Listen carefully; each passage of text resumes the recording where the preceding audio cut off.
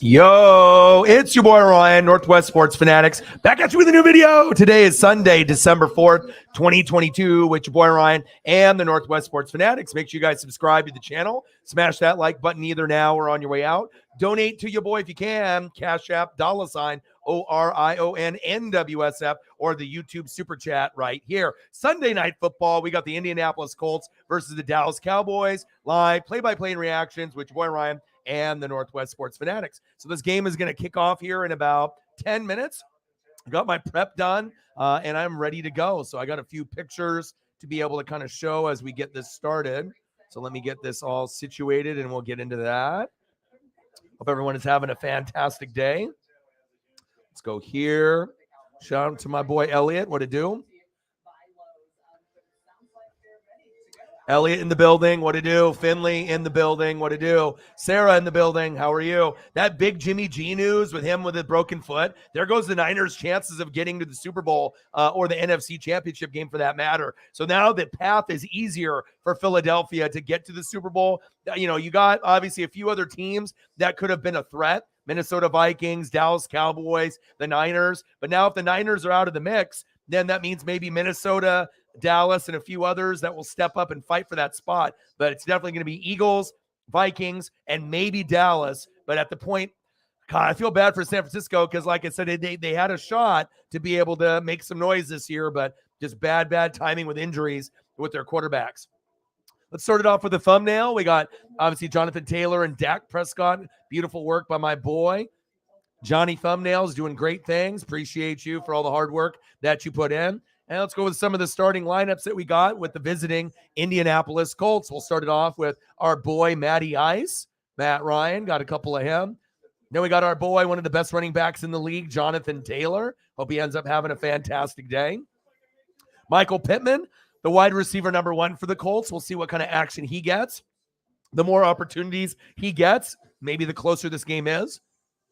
Alec Pierce, the rookie, got a couple of him. Paris Campbell, wide receiver, number 3. Got you. We got tight end Jelani Woods. I got you.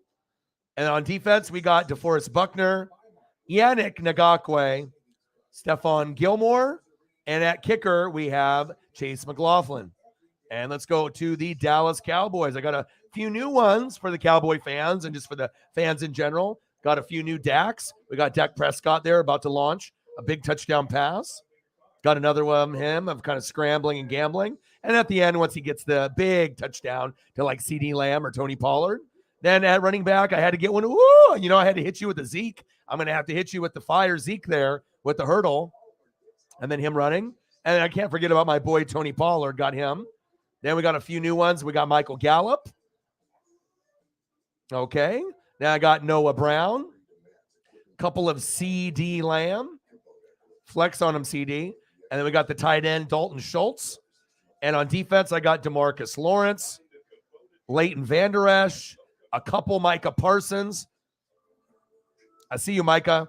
And then at kicker, Brett Maher. So we're ready to go. And like I said, I didn't know if I was going to be able to get done in time, but usually if I put my mind to something and I focus and grind. Now, if I would have stayed on that Chiefs stream with the Bengals game a little bit longer, it might have been too late. So I'm glad I got everything set up properly. And like I said, I'm not really sure how many people will end up getting with this. It's not necessarily the best matchup for Sunday Night Football, but, your boy is always grinding and hustling. So I'm going to put in that hard work. But the Jimmy G news with the broken foot is the big news right now. Allen is in the building. What to do? Let's go Cowboys. I hear you. Let Parsons eat. He probably will. I just feel bad for Indianapolis because this is not like a quality team this year, but I think it could be decent next year or the year after. And I just hope it ends up being like somewhat. I hope the Colts don't just roll over and die. I hope that they did actually like put up a little bit of a fight, and they might lose, but at least fight. You know what I mean? Like if we're going to end up getting like a 26-20 game, I'm cool with that. I just want Indy to fight. They'll lose, but give me a couple touchdowns and a couple field goals. That'll make me happy. But I'm not sure if we'll get that, but I hope we will.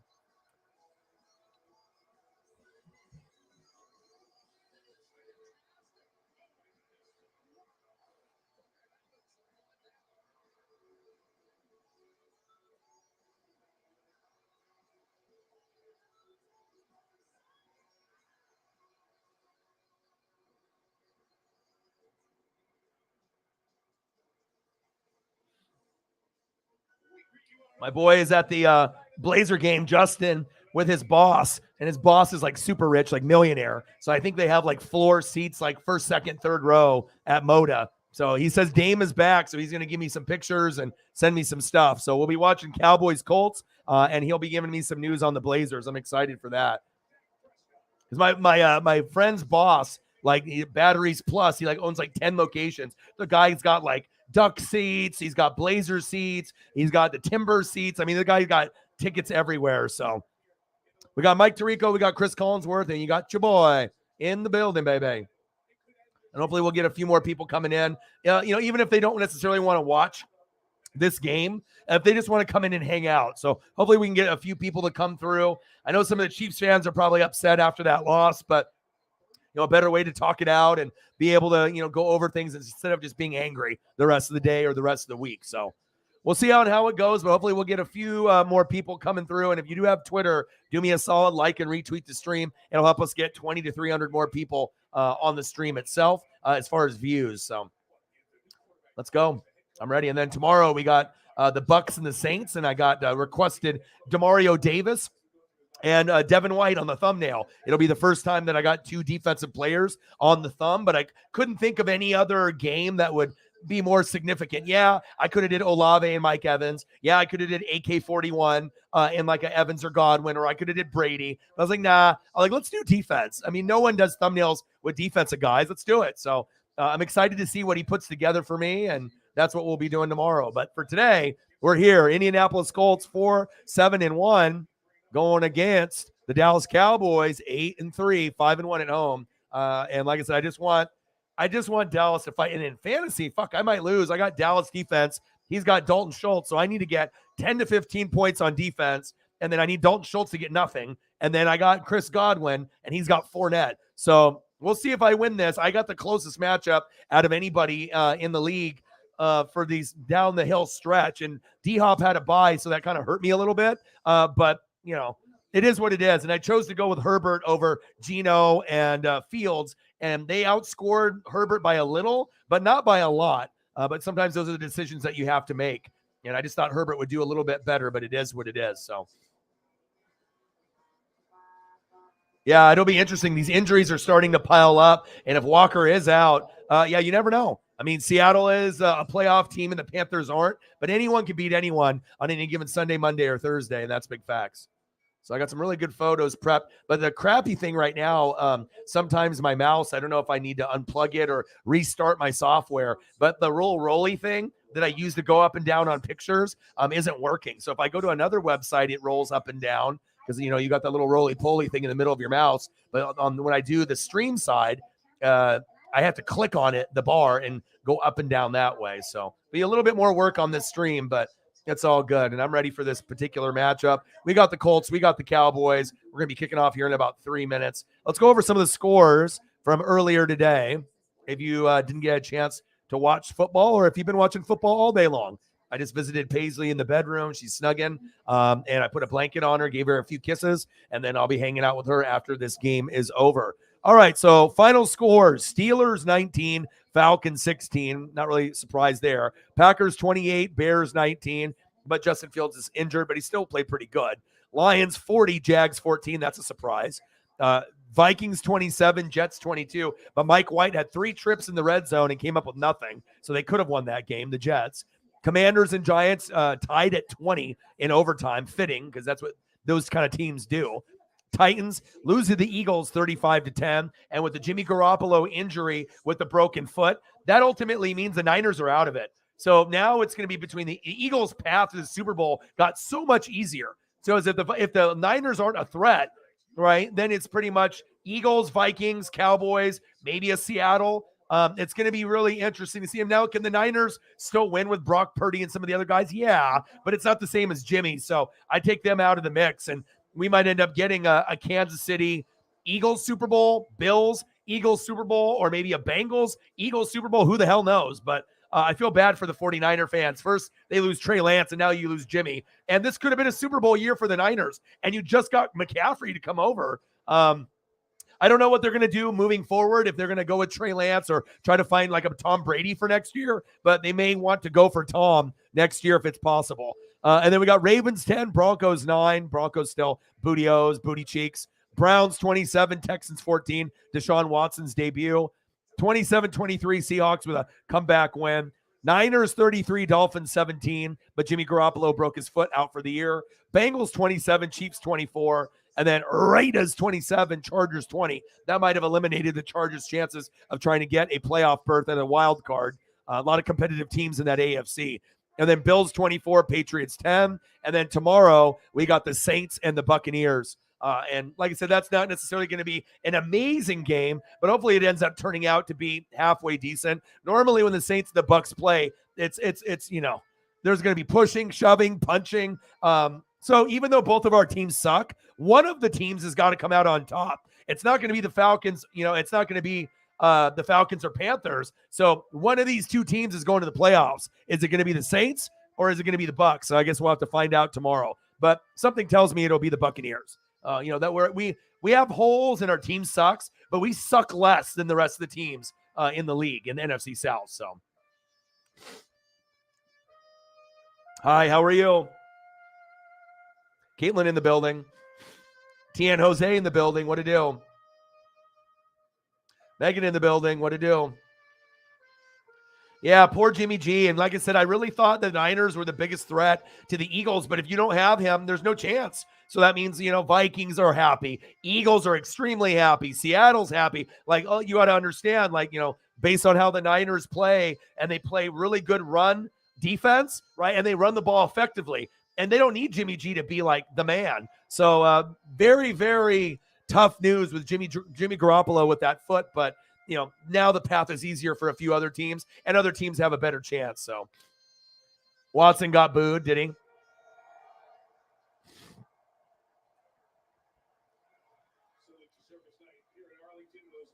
All right, here we go, baby. Let's get it.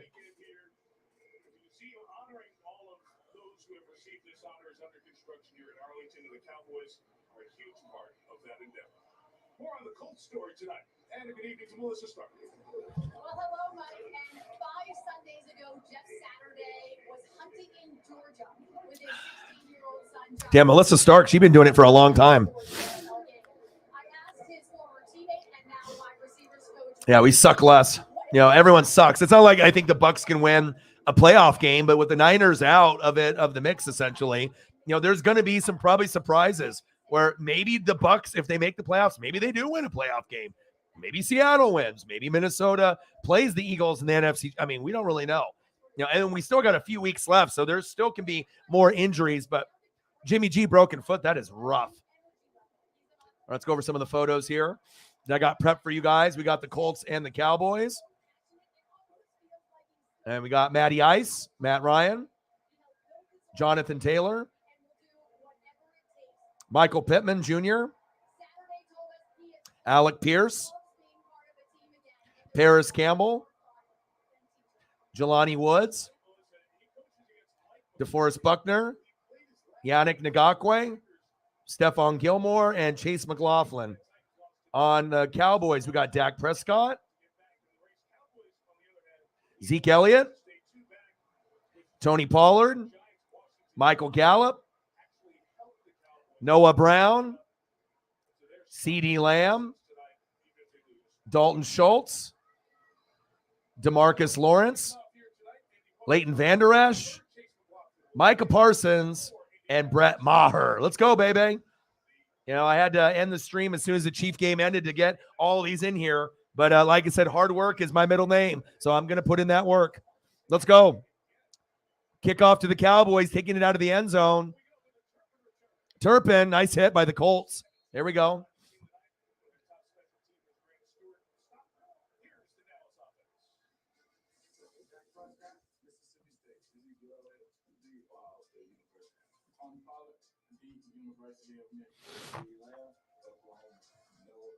Elliot, we missed you, bro. What's going on with the World Cup? Every person that told me that they knew about World Cup knows absolutely dog shit. They know nothing. And all the teams that were supposed to win lost, and all the teams that lost won. So I don't know if it's just one of those random years, but they've had 4 years to prep to give good predictions, and everyone has been fucking absolutely wrong. Like the USA got way farther than anyone thought, and all these people like the other Birdman told me, "Oh no, they suck. They got farther." All the teams that he said that were supposed to win, they lost. So, like I said, unless I'm doing my own research, hard to trust those soccer fans if they can't even get the correct teams. And like I said, I know there's going to be upsets, but this is ridiculous. Like almost every single good team is eliminated. I mean, there's still some good countries left, but there's definitely countries that shouldn't be where they are in the round of 16. Short pass to Noah Brown.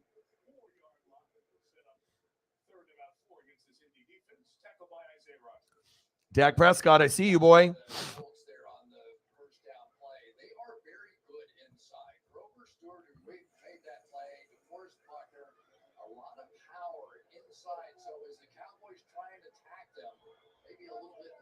Third down and 4. Nice play to Noah Brown. Shotgun set on third down and 4. Prescott tipped, almost picked. All right, at least the defense came to life. Good job, DeForest. 3 and out. That's not what the Cowboys want. That's exactly what the Colts want.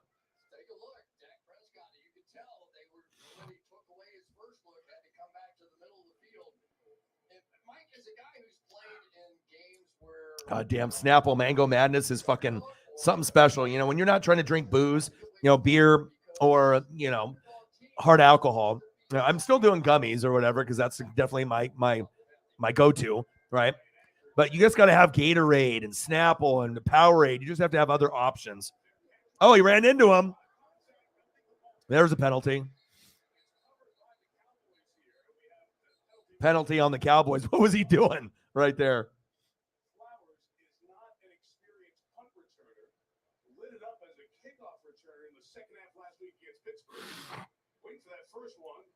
Oh, you got to give him time to catch it. Come on now. My goodness. Yeah, the only question is, did Joseph get pushed into the returner? And that's what they will debate here. So what do we think it's going to end up being in the final? Like Argentina and England or what? Is that what we're thinking? I like Brazil, but I don't know if they're good enough to go all the way. I know a lot of people liked Argentina, and they also like the European countries. Like Germany and France, and then they got fucking eliminated, right?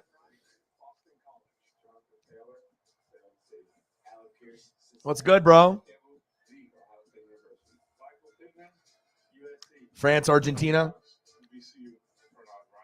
I know some of the European countries got eliminated. I don't watch really, so it's like I'll read a little bit and I'll see a little bit on Twitter, but all these soccer people were telling me, this, that. None of their predictions came true. None of them. Not even one. I was like, okay, well, you're not a reliable source. And I know sometimes crazy shit happens, but it's like, if every prediction you're giving me is coming up wrong, I can't really trust you. 0-0 Colts and the Cowboys. 2nd down and 6 for Matty Ice. Shotgun set. Matt Ryan, wide open. First down, Colts. Move the chains. Yeah, do a hurry-up offense here. Keep them on their toes. There you go. I mean, the one team out of 3 and out. I don't know if anyone anticipated that. Maybe I don't know what kind of game plan they're going to have here today. It's going to be very difficult to win this game. But, I mean, the better that Jonathan Taylor does today, the better chances it's at least close if they lose or if they win with the upset. But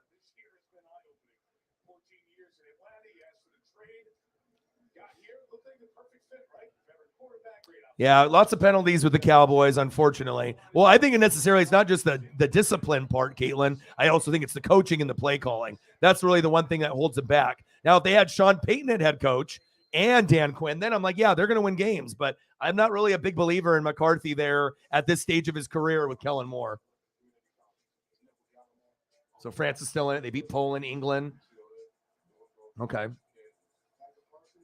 Yeah, or if they go, but you also got to think if the Niners are out, there's not as many teams that are good. So it's like Eagles, Vikings, Cowboys are probably the 3rd best team in the NFC now, instead of the Niners. So And then you got sleeper teams like Tampa Bay and Seattle. We don't really know what they're going to do, or the Giants or Washington. But you got to think, even with Dallas's penalties, they got the best player on defense in Micah Parsons. They got the best defensive coordinator in Dan Quinn. Dak has been playing great. They are giving the ball, to Tony Pollard. So right now, the Cowboys are the third best team, with the Vikings and the Eagles. It's just facts. So,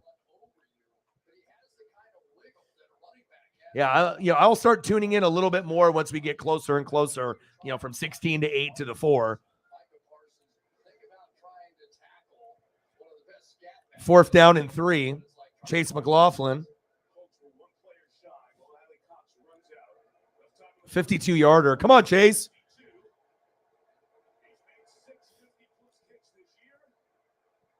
And it's good.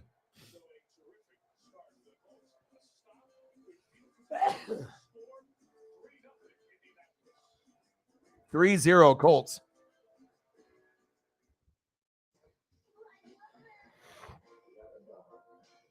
And we got our first snow here in Oregon today, but it didn't stick. It didn't last long. Couple hours, big flakes. But, it's just the cold weather is bringing it in, but, nothing like a blizzard or any kind of snowstorm or anything like that.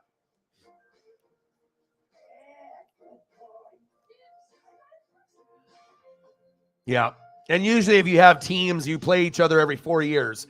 You know what I mean? Like you just rotate. So if you play, if you're an AFC team, you play the NFC North, all those teams. Then the following year, you play the NFC South. Then the following year, you play the NFC West. So if you look at schedules, that's how it's determined. You play teams, one division in your own conference, and then you play another division, and it changes every year.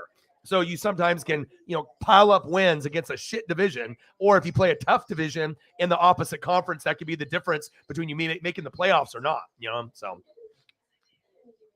that's big facts. 3-0 Colts. Now we got to see what Dallas would do here.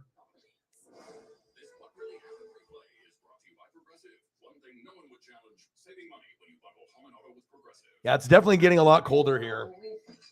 The lips are starting to get a little chapped, from that wind and everything out here in Oregon. And then my calf has been kind of hurting, and my back, I think I got some muscle spasms. I got some pulled muscles in my back and my shoulders. My shoulders hurt, my back hurts, and I haven't been able to take Paisley on a walk, for a day and a half because my calf is really, really hurting. I got to stretch it out and maybe put some icy hot on it. So, hopefully I can feel a little bit better. And for me to do 2 games today, I'm going to take a hot shower after this, but my back fucking hurts. And like I said, I have never gotten a professional massage, but if there's a time for me to get one, I might need to get one. My shit is kind of fucked up right now, but I'm just hoping after a couple days of rest and just relaxing that, hopefully it'll just eventually just go away on its own.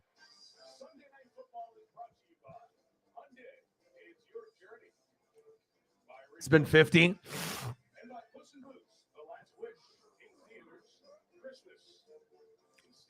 Yeah, and sometimes if I stand up too long, or if I'm depending on what I'm doing, yeah, but definitely I'm sore. So hopefully it gets better.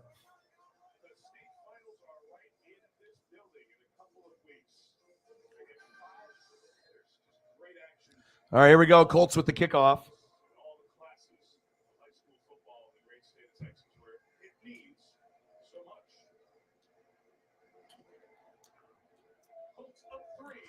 All right, 3-0 Indianapolis.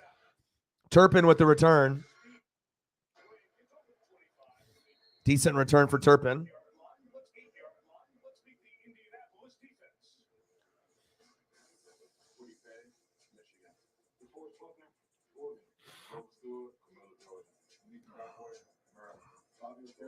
Yeah, and normally my back and my shoulders don't hurt that much. Usually I'm pretty good with my body and everything, but obviously once you start getting a little bit older, you got to make sure. And obviously it's my calf really started hurting. So I just need to make sure I stretch and, but I walk usually every day for an hour or two, and most people don't even do that. So I know I'm more active. I mean, I lost 27 pounds. So it's not like I'm just sitting there and I'm not trying, I am trying to be healthy and whatnot. So.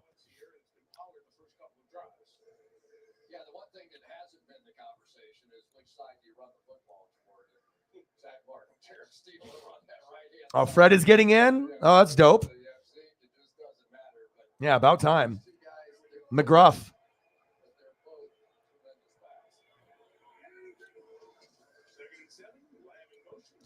Swing pass to Pollard, baby.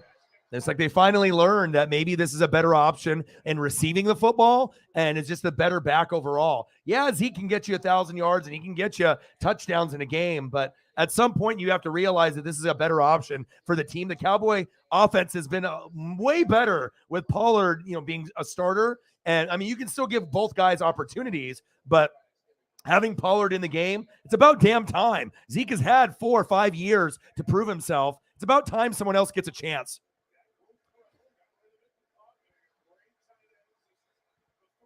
Fumble. Dalton Schultz looks like his knee was down. Dak Prescott to Dalton Schultz. First down, Cowboys. We damn boys. Nice catch. Nice hands there. Pollard again. I mean, everyone can see how much faster Pollard is. You know what I mean? And like I said, Zeke has had plenty of opportunities, but you can be the RB2. Maybe for his pride, he doesn't like that. People that have him in fantasy, but I mean, Pollard's the better back. It's very clear. Wow, that looked like maybe a fumble. That angle looked like a fumble on the TV. 2nd down and 7. 3-0 Indianapolis. Dak. There we go. There we go, Zeke. A nice change of pace back. First down, Cowboys. And maybe they need to use him like that instead of him being the 1. How about you be the 2? Pollard gets a breather. You come in. You get first downs and touchdowns and big plays. There we go. Nice play, boy. First down, Cowboys. Move the chains. First down and 10. Dak, hands off. Zeke. Short game.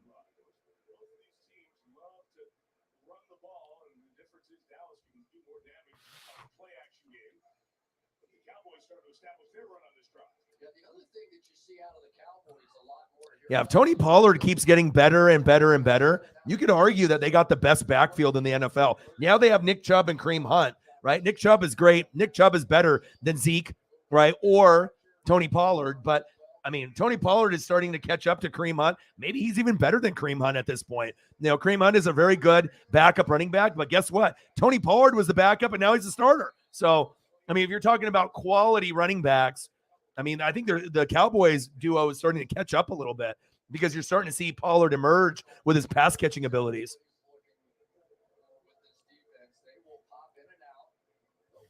All right, 3rd down.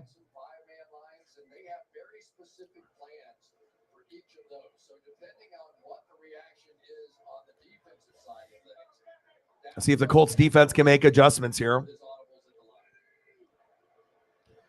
3rd down and 2, shotgun set, handoff to Zeke. Runs into a wall, but he gets the first down. First down, Cowboys. Move the chains.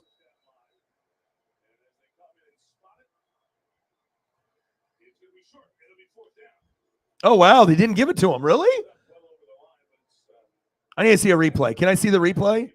Can you shoot the replay there? That's shocking. Let me see. Did he nudge the ball forward after he was down? Let me see. And he stretches the ball with his hand. Well, I guess. 4th and 1. They're going for it.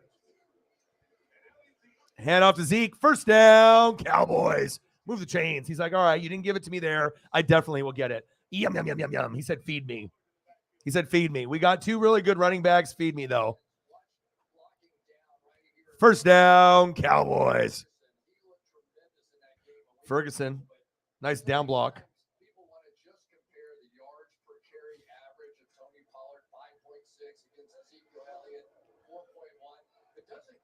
Yeah, 5.6 and 4.1 is a kind of a difference. But like I said, Pollard's better at receiving the football. So just depending on the, how you want to execute your offense. Oh, and intended receiver, Dalton Schultz. I'm going against Dalton Schultz. Dalton. No touchdowns today. I need a fantasy win. No TDs from you. And Ngakwe on the outside has clearly been the best pass rusher for this team for a long time. He has 8.5 sacks, and he is going to be a consistent thorn for Dak Prescott. He shows up, he gets 8.5 sacks. Very good start in his career. Second down and 10, hand off to Tony Pollard. Nice tackle there by the Colts.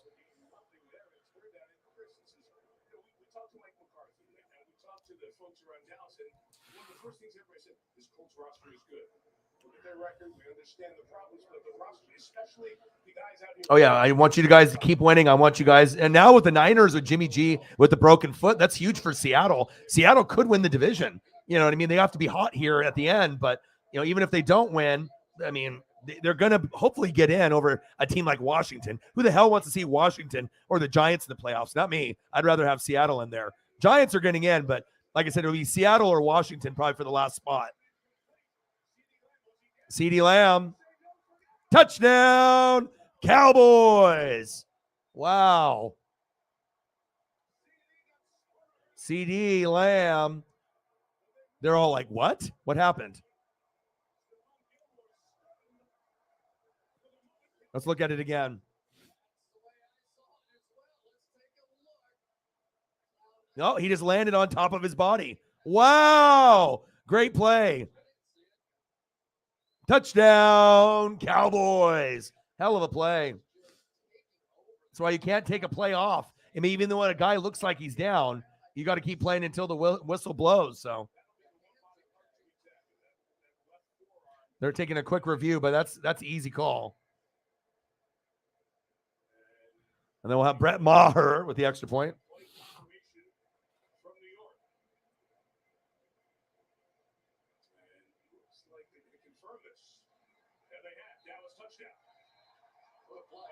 What a play. He's been doing it all year. He's such a difference maker on this football team. The receivers have become so good at that. Trying to keep themselves alive. Use the hand to not let another body part hit. Brett Maher off the left hash adds the extra point. Kick is up, and it's good.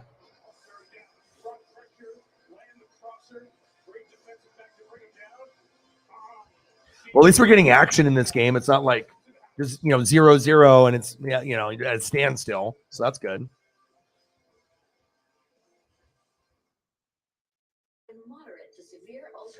Nice job by CeeDee Lamb. Good awareness there.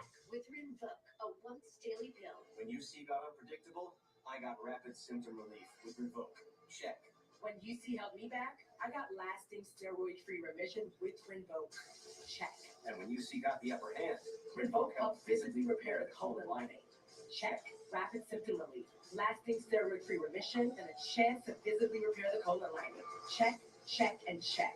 Rinvoq can lower your ability to fight infections, including TB, serious infections and blood clots, some fatal, cancers, including lymphoma and skin cancer, death, heart All right, Maddie Ice, your turn. 7-3 Cowboys. People 50 and older with at least one heart disease risk factor have higher risks. Don't take if allergic to Rinvoq, as serious reactions can occur. Tell your doctor. Yeah, Jake, but guess what? Aaron Donald's hurt, Cooper Kupp is hurt, and Matthew Stafford is hurt. There's no excuse to lose that game. You know what I mean? Now, I get it's close and everything, but when you're playing against second, third string quarterback, no Aaron Donald, no Cooper Kupp, they don't even have fucking Darrell Henderson there anymore. There's no excuses. I mean, if Seattle's a fringe playoff team, you got to win that. If you lose games like that, that might be the difference between you making the playoffs or not. Just like the Chargers today losing to the Raiders, that might have cost them big time, with wins down the stretch.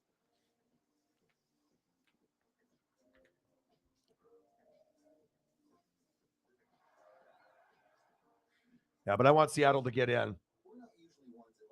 It'll just be funner to watch them in the playoffs than watching, Washington or the Giants. I want to see someone that actually can move the football and a team that's improved. So, and they're going to be talking about this draft probably years from now and thinking, how did we get so many good players? Kenneth Walker, Abraham Lucas, Charles Cross, Tariq Woolen, Kobe Bryant. It's going to be one of those epic drafts, and if they keep having drafts like that, shit, you might end up being better than you think, but normally you're not going to hit on 4 or 5 guys in one draft. and then all of them give good improvement, and they actually help the team win year one. I mean, you might usually get one guy that does it, or maybe two, but you typically aren't going to get 4 or 5 draft picks all, on all cylinders hitting on that first year. I know Denver's garbage. I know Russell Wilson fleeced the Broncos. He's getting paid all this money and he can't even do anything. I mean, at this point, it'd be better to even have a rookie in there or someone else than, Drew Lock, for Christ's sake. You'd probably have more wins and he'd move the football better, But like I said, the organization is in turmoil. You fucked up. You hired the wrong coach. You hired the wrong quarterback. Everyone else got hurt, like Javonte Williams. You don't really have a whole lot to look forward to if you're a Denver fan, besides switching teams. All right, flag on the play.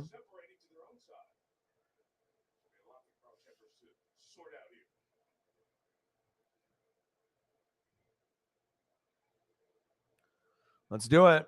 We fell short of that against the Chief and Bengal game, and hopefully we can get some goats to come in here and take care of your boy. Thanksgiving evening here against the Giants, they had 13. Deion Jackson grabbing Sam Williams, and here's what happened on the end of the play, on the sideline.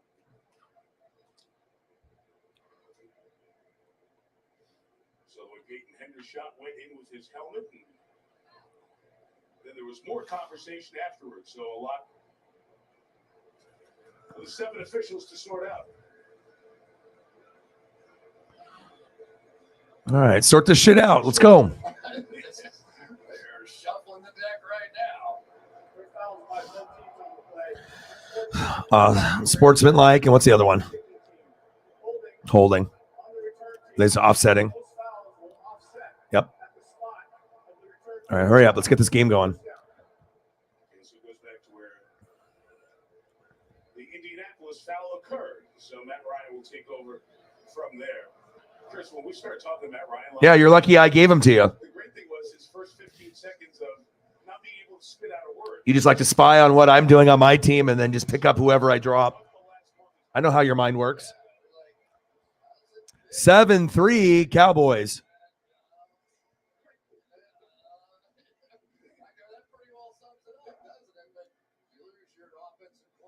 All right, let's see if Matt Ryan can pull off anything.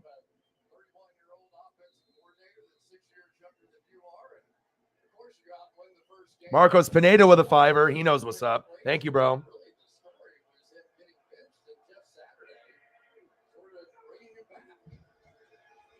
Jonathan Taylor trying to get on the edge.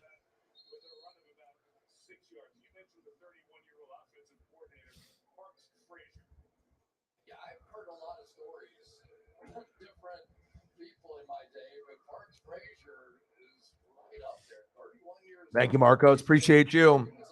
My boy. He knows what's up. Bang, bang. Boom, boom. Bang, bang. Thank you, Marcos. I don't even know if Marcos is in the room watching the game, or usually he's got something going on with his kids and other things. But like I said, if Marcos is in the room, I can throw up a photo. If not, I'll still throw up a photo. Let me get some Oregon State up here real quickly.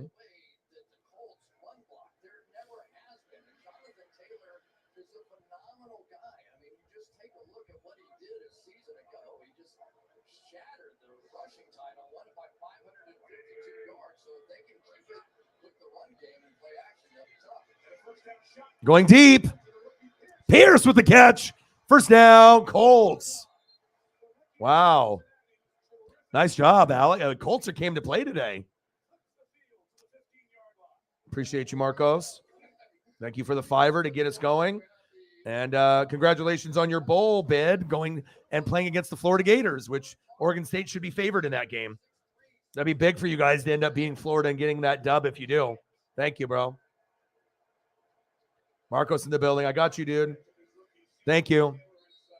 Sometimes people are watching, and sometimes people have to go. Is there anything else that you want to see, bro? You got something specific? You want a certain Seahawk player that's playing? You let me know what you want to see, and I'll get you a photo.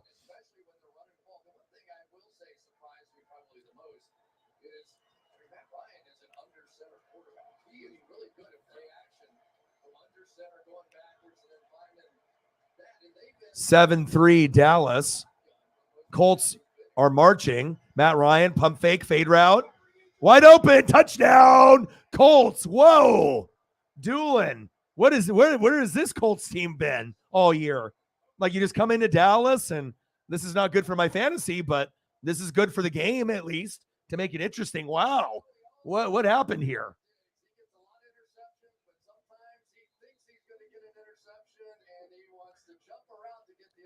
Trayvon Diggs being an idiot. What's new? Idiot.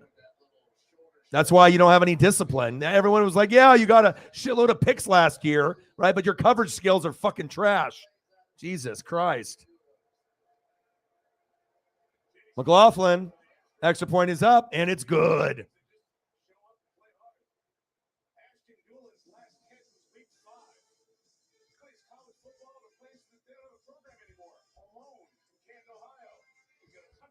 Ten 7, Colts are up. Unbelievable.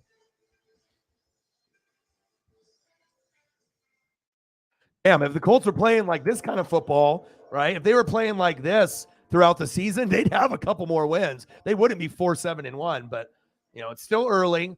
But again, when you have one guy that fucks up everything for the rest of the team. And, obviously Matt Ryan's got a noodle arm and he can't throw anymore, but he was able to throw at least deep enough for that unsuspected tutty. Nice job, Colts. I see you.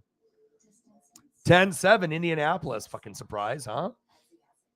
Appreciate you, Marcos.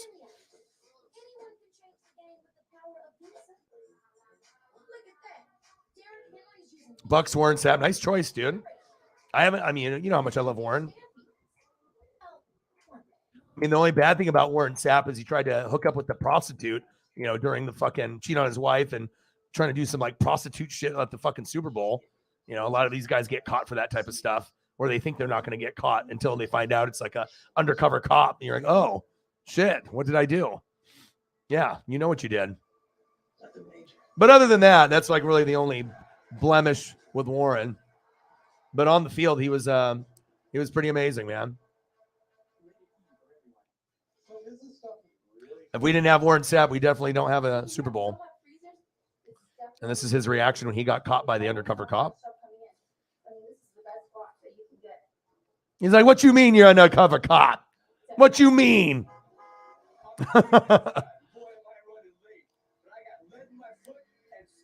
And they'll be like, Warren, you're going to jail.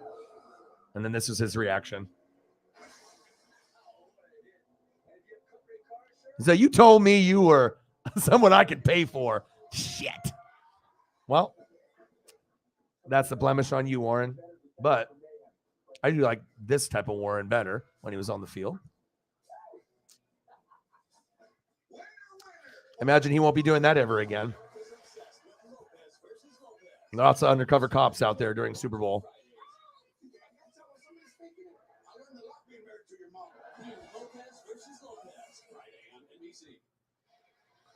You've seen it all day this week. NFL players wearing customized cleats in honor of the causes they support. Through My Cause, My Cleats. Text MCMC to 635-635. You can hear players' stories and bid on their cleats for charity. Well, thanks so much for this. And then I got to give you the ultimate memory of Warren, because whenever you think about Warren, you think about him and Brett Favre. So I hit you with this. All right, Turpin with the return. Nice tackle. But whenever I think about these two, this rivalry, and then Madden and Summerall on Fox when I was a kid, this was a great time to be alive and watch football. Thank you, Marcos. Appreciate you.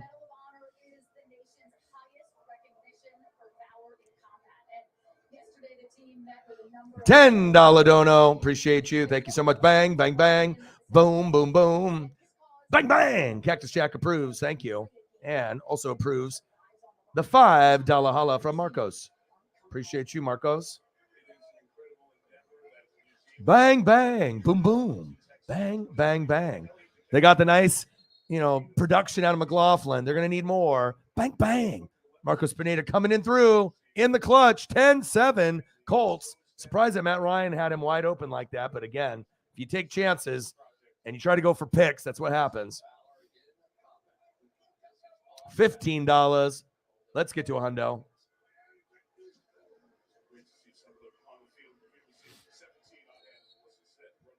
Some Deion Sanders. Okay. You know,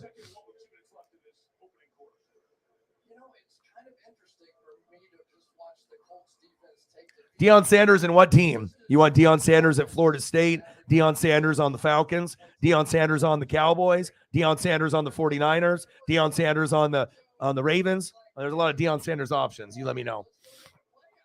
3rd down and 1. My favorite Deion is the 49er Deion.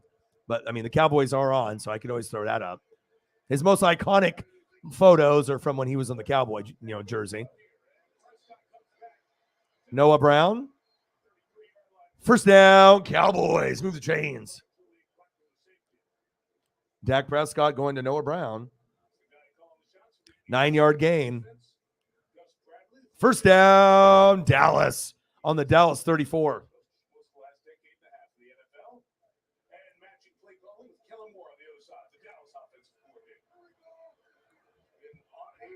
Okay. Oh, good tackle.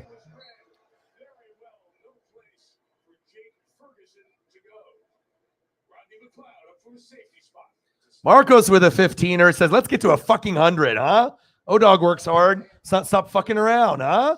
There we go. Appreciate you. Sometimes you need other people to step up, you know?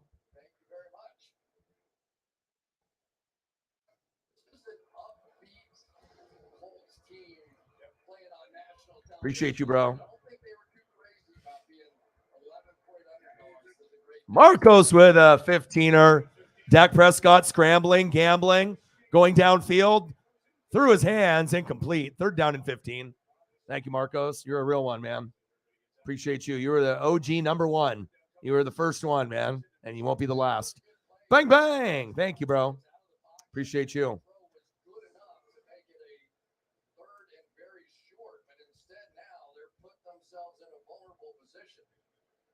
I'm going to ground control, Marcos. I'm next Saturday. I don't know what you got going on or whatever. I'm going to the Blazer game on Saturday with my friend Justin, but we're going to be at ground control sometime on Saturday afternoon before the game. Super fun down there playing arcade games. Little check down. Zeke. Short. You know, I love me some NFL blitz, bro. The best is when you do NFL blitz and NBA hang time, the dual machine. When you do the dual machine together, that's one that I actually would purchase if I spent like $1,500 or $2,000 and I had to buy that. If I'm buying one arcade machine, that's what I'm buying. So that way I get the last edition of hang time was the upgraded version of NBA Jam, like the best version of NBA Jam went NBA Jam and they did tournament edition and then hang time. And if you get hang time, that's like the last one they did around like 01, 02. And then obviously they have NFL Blitz. And if you get the last, update and you get that dual machine with the 4 joysticks, it's so much fun. I mean, once you get tired of making threes and dunking, boom, you start throwing touchdowns. Like what's better than that? I mean, classic. And I definitely will be playing, man. This is just obviously the single machine. Even the single machine would be incredibly fun. You know, just to have at your house. Yeah, you can play Madden, but having your own like NFL Blitz would be pretty cool, or hang time.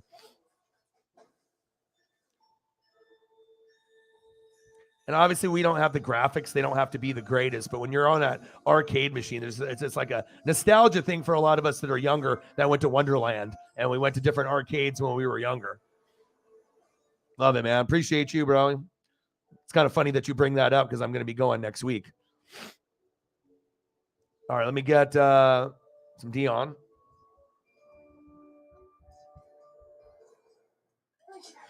Fields' nose was cause for alarm, so Dad brought Puffs Plus lotion to save it from harm. Puffs has 50%. Congratulations on Deion getting the job at Colorado. They'll definitely be better with him there, and he's just going to slowly work up his way up to maybe even the NFL. I mean, is it going to really surprise anyone if Deion does something in the NFL? Like, I don't know if he'll ever be a head coach there, but if he keeps moving up the ladder, someone might offer Deion a job as a head coach. I mean, he can get more, obviously build up his resume a little bit. And who knows, maybe one day he'll be coach of like an Ohio State or a Michigan or something. I mean, I wouldn't really be surprised. I mean, it's fucking Deion Sanders. So this is my favorite defensive player, one of my favorites of all time. But my favorite Dion is on the Niners, not the Cowboys. That was a team I grew up watching. And if I wasn't a Bucs fan, I would be a Niner fan. No one had more swag on planet Earth than Dion. He just looked the freshest. Like everything that he did, do-rag, do the jersey, everything, the colors. There's something really extra swaggy with him on San Francisco. And he looked good on the Cowboy uniform. I mean, he looked good in every uniform. You look good, you feel good, you play good. That's what he always said. He looked like a pimp when he was at Florida State. He looked like a pimp in Atlanta. And he definitely looked like a pimp on the Niners and the Cowboys as well. I mean, the only teams where he didn't really look, as good is because he was old and he was like, Washington and like Ravens. It wasn't the same anymore. Season 3 in Dallas has the Cowboys at 8-3. But I think most people remember him on the Cowboys side rather than the 49ers side, because the 49ers side was only a year. Cowboys was a few years. So I never get tired of looking at Dion photos. I actually have a little miniature Dion collection of like cards and stuff, figures. So I do enjoy. I have a Dion rookie starting lineup as well from the Falcons. But when you think Deion Sanders, this is what you think: high stepping, interceptions, punt return, kick return for touchdowns, just like arguably the best corner of all time. So.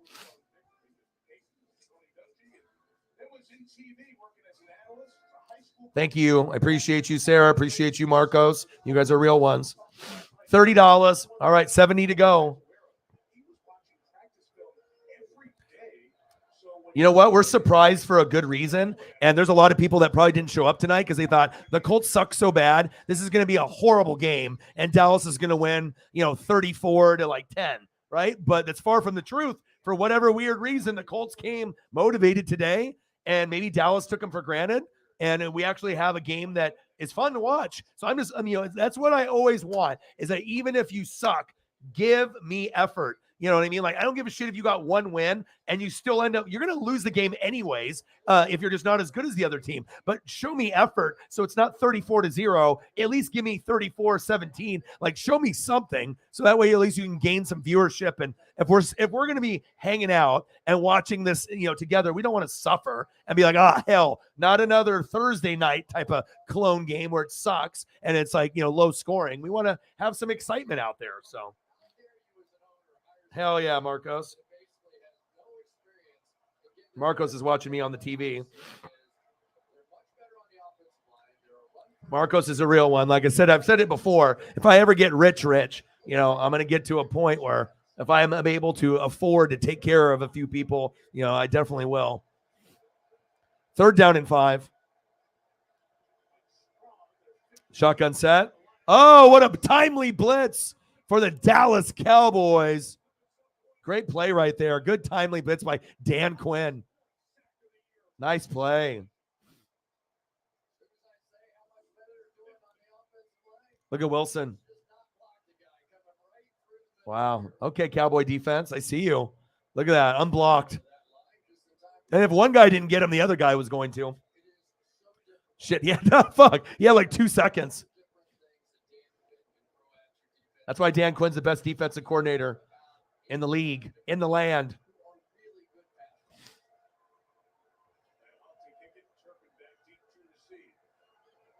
All right, have a good night. 10-7 Colts. See if we can get a Cowboy touchdown here.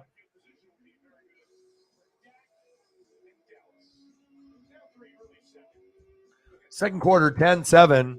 Still plenty of time for the Cowboys to rip some good offensive plays together. Can't guard Matt in the building. What to do? But isn't this better for us? I mean, we work so hard. We're doing games every day. There's nobody more dedicated to the channel than you, since you are my lead mod. And sometimes you have to go along for the ride and work maybe more than the average lead mod would. Some mods, are working a little bit, but if you're working with me, we're grinding. So we're working every day. I mean, like I said, yesterday was my first day off since July 4th. Like, literally, we've been streaming every day. And normally I don't get that intense, but I'm trying to do whatever I can to get the channel to grow. And then I'm linked with Twitter now. And so Twitter is showing my full streams there too. So I'm just trying to put myself in the best position and spending more money with Johnny to improve every thumbnail. And sometimes that gets kind of expensive. But like I said, even if it's not working right now, I know people are seeing it. And also I can use those thumbnails as the cover photo when I do the repost on like Twitter, or if I do it on Facebook. So it's being used on social media for more than just the YouTube thumb. So that's why it's worth it. And like I said, I just hope that eventually we can get to a point where we just start to slowly blow up, and just kind of get noticed a little bit more, and them realizing just because we're only at like 20K and we only have so-and-so in the room, that doesn't mean that the channel is bad. We're just on the cusp of breaking out, and we just need more people to kind of help with word of mouth and, be able to spread the word a little bit. So I'm good, man. Always hustling, always grinding.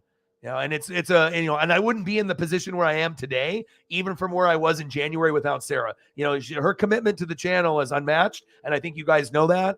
There's a lot of people that are heavy hitters. There's people that always come through, but it takes a lot of dedication to be my lead mod, and that's why I was very selective on selecting Sarah, because I felt there was maybe 2 or 3 people that could do it, but the other people have other things going on in their lives. So I felt that Sarah's really good with time management, with whatever she's got at home, with Bandit, with her family, with the sports and wrestling that we all watch. So it's sometimes you just got to be able to find that right person that is like the Batman to the Robin. And, it's better than having her facilitate, the donos and everything else, rather than me saying, hey, smash the like button, donate, blah, blah.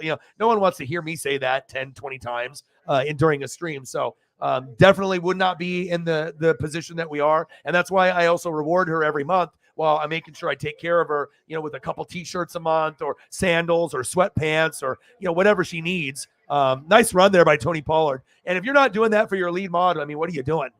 So, that's kind of my goal, depending on, what happens, but like $50 to $80, each month in something, just show that appreciation that, yeah, you're doing an awesome job and I appreciate you. And there's times where it's not even her responsibility to donate as a lead mod, but she does it because she knows the channel needs it. And sometimes that'll, make a dono train happen. And that's something that I don't even ask her to do. She does that just because she cares that much. And that doesn't go unrecognized. So, if you're cool with me, and we're going to be good for a long, long time. And, we'll laugh, as we go through the years and the progressions on the channel. Sometimes, I've already done this for 10 years, right? And we're going to go into year 11 of me being a streamer, but this will be my 6th year on YouTube now. 7th is next year. By the time we get to the 10th year, we would hope at that point, things are starting to get a little bit better. But no matter what, I've always had to work really hard for everything that I've earned. So this is no different. 2nd down and 6. CeeDee Lamb in motion. Dak, hands off. Pollard, pump your legs. Ooh, that's just a good form tackle there by 31. But I think it's no surprise. The Cowboy fans should have already known. But if they would have went to Tony Pollard a couple years ago, maybe they would have won last year. You know what I mean? If they would have had Pollard as the lead over Zeke, maybe the play calls would have been a little bit better, and Kellen Moore and McCarthy wouldn't have to do that dumb quarterback draw from like the 50-yard line with no timeouts left. Like, why would you do that? He wasn't going to get a 50-yard touchdown. Dak, there we go. CD. 1st down, Cowboys. Nice job. 1st down, Cowboys. We damn boys. Move the chains. Yeah, I think the one thing, is no matter what's going on in your life, good, bad, or ugly, me feeling slighted by the tube and, feeling that we should be at a higher number, you just got to have gratitude. We're all alive. We get to be, living another day. And I think if you just change your mindset, with so many bad things that are happening in your life, just, having the gratitude of just having the good things as well. Don't take the little things for granted. And once you have that different mindset, life is so much better. You're not as angry as much. You're not pointing the blame at others. You should accept things for what they are, and just try to be a better person than you were from the previous day. And you do that, good karma will come your way. Just like Holly Hundo meeting Tommy Townsend. It's like me telling you guys I'm going to get a Julio ball and an Aaron Judge ball. And if anyone else on planet Earth said that, you say, that motherfucker's crazy. But I actually ended up with a Julio and an Aaron Judge ball. How? I think the sports gods love me. Other than that, I have no idea. Handoff. Touchdown.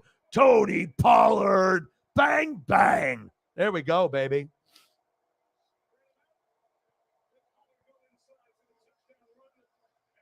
Nice job. This is a surprisingly good game. Maybe it's just the games suck on Thursday night, but when it ends up being Sunday or Monday, there's a little bit more pressure. I think more people are watching on Sunday night and Monday night than Thursday night. Thursday night, if the matchup isn't good, people are like, fuck this, and they turn it off, or they don't even turn it on. At least they've been doing that this year.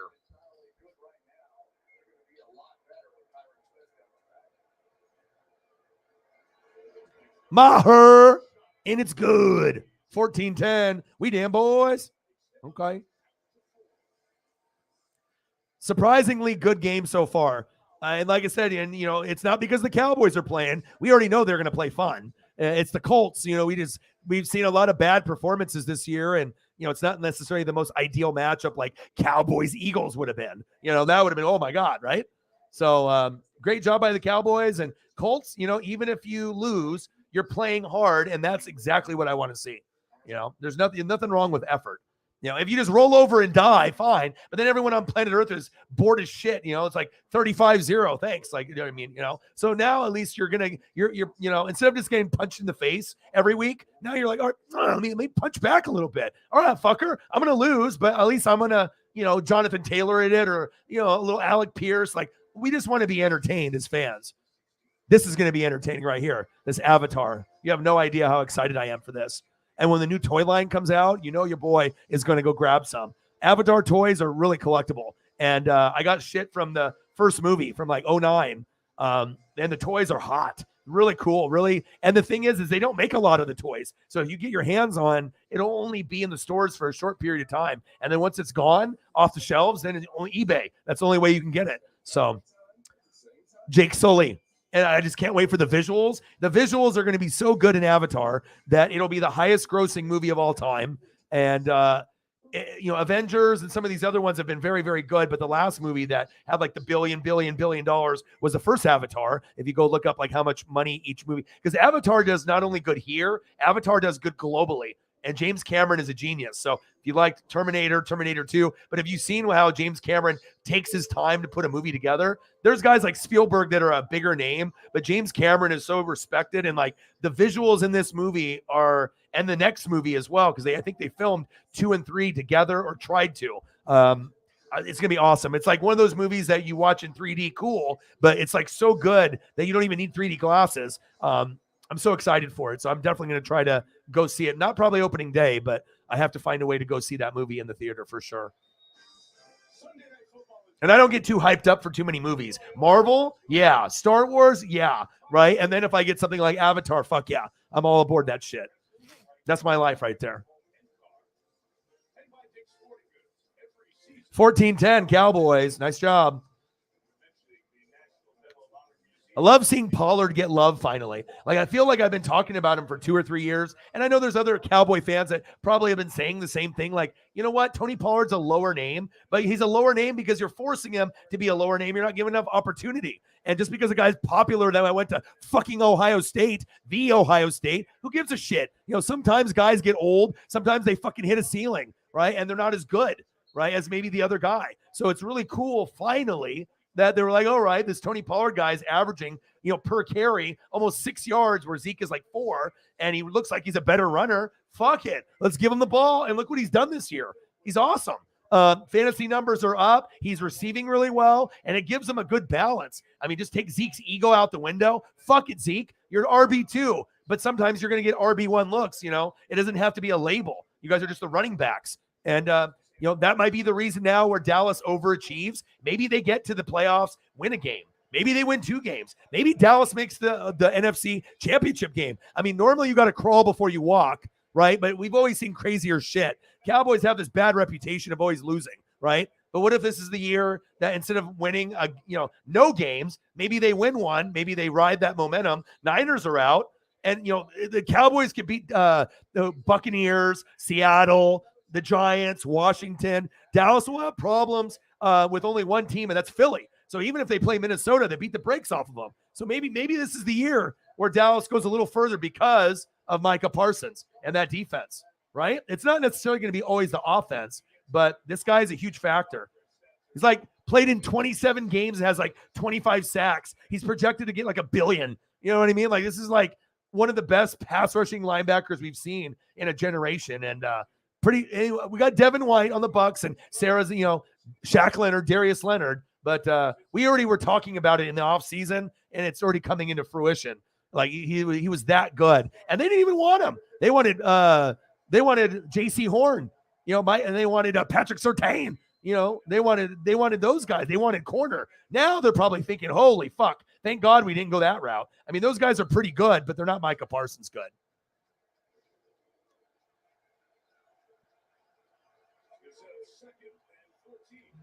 Yeah, I love Micah. He's my favorite defensive linebacker besides Devin White and obviously Shaq Leonard, Darius Leonard. Those are my three. Love watching those guys. But there's other guys like Fred Warner. I can watch him. Lots of special talented guys out there, but I'm always going to be a linebacker guy first. I saw that, man. Congratulations.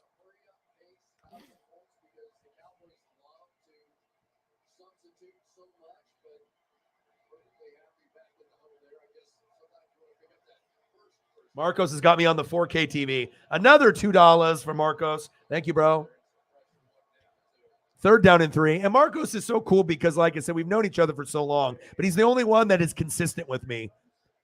That's why I cut off like about 200-300 people from my Facebook over the weekend. I had like 500 something. So I don't even talk to a lot of these people. All they do is spy on me. They don't even support me. Like, what, it's like one of those things. If we don't talk and you're not supporting, you know what I mean? If I'm supporting your shit and you're not supporting why are we friends? I'm trying to encourage you to do shit. And, you can't even take 5 seconds out of your day and hit me with a like, So I had to whittle down and I cut off like 300 people. So, but Marcos definitely was not one of them.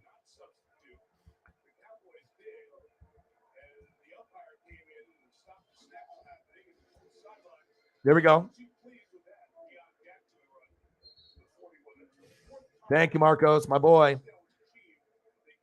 Is it crazy, Marcos? Like where we were like long time ago, 10 years ago, just partying, keg stands, beer pong, bong rips, all kinds of crazy shit, just wild adventures, doing whatever, bang, bang. Right. And then now, we don't work together anymore or anything, but it just feels, good. We still got a long ways to go, with the channel and whatnot, but God, to go for before the channel existed there, how many different locations I recorded at, 5 or 6, different friends' house, a garage, another person's apartment, my apartment. Like, there was a lot of places where the channel moved from. But the one thing that's always been constant is me. And it feels good. You know what I mean? Like everything has been upgraded. I wanted to have the ticker. I wanted to do the photos. I wanted awesome thumbnails. Like I really feel that we've touched all the pieces that needed to be improved. And we'll continue to improve. The dream come true, man. Lots of hard work, 10 years of my fucking life, to get here, but it's fucking worth it. And a Jordan rookie sacrifice that was really tough on me, more than Jonathan Taylor. I mean, but if I didn't have dreams or goals, there's no way in hell I would have got rid of that. First down, Colts. I mean, imagine giving away something, that is like the most coveted sports card on planet Earth. Like people like the Honus Wagner T206 or a Mickey Mantle rookie card or Babe Ruth, but Jordan in this generation with his clothes, shoes, and his impact on the sports card market, it's like, $20,000-$30,000 worth. Now, when he passes away, that card is going to be worth $100,000 plus. I sacrifice $100,000, card for this dream. That's a big deal. Most people wouldn't do it. But I could have got a house or down payment on a car or like a Lambo or, I could have definitely got something crazy with it, or invested it in sports cards or something. But sometimes you got to take a step, and sacrifice something really special to you, for, improving the channel, getting the iMac, getting the speakers, getting the microphones. Like shit was fucking expensive. It's like $6,000 worth of investment trying to take it to the next level, 14-10 Cowboys. Sometimes I wish I still had the Jordan rookie, but I can always go to my Instagram and look at it. Ryan, floater. But also, too, it's one of those things when you have something that valuable, it makes you nervous. Because if you have it in your house, what happens if someone tries to like hurt you for it or someone robs you, right?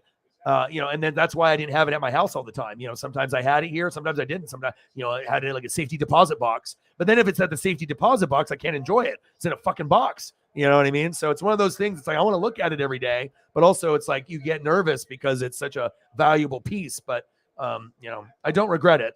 Sometimes you got to make those sacrifices. I mean, at one point there might be some kind of documentary or series or something. I mean, my life has been pretty crazy, but we're nowhere near being done. Appreciate you, bro. $5 from Jameson, my boy. Let's go. 3rd down and 5. Matt Ryan, nowhere. Sack lunch. Yum, yum, yum, yum, yum, yum, yum. Nice job. Thank you, Jameson. Appreciate you. $5 holla. Bang, bang, bang. Jameson Meza coming through. Bang, bang. Thank you. Let me know. You want me to pull up some Titans photos? And then I'll get let me get a Seahawk photo up here for Marcos.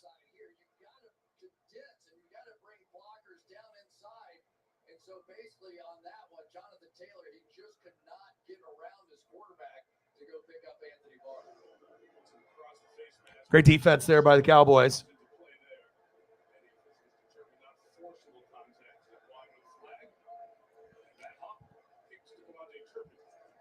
And I think me compared to like other streamers, they have it easy. They're barely clicking buttons throughout the stream. I'm fully producing my show on the fly. Like, I don't think people realize like how much button clicking fucking goes on, how many screens I have up. I mean, if I wasn't able to like really multitask, there's no way in hell I would be able to do this at the speed that I'm doing. I mean, it doesn't make any sense after a guy gets a catch and then you pull up a photo 5 minutes later. Kind of loses its luster at that point.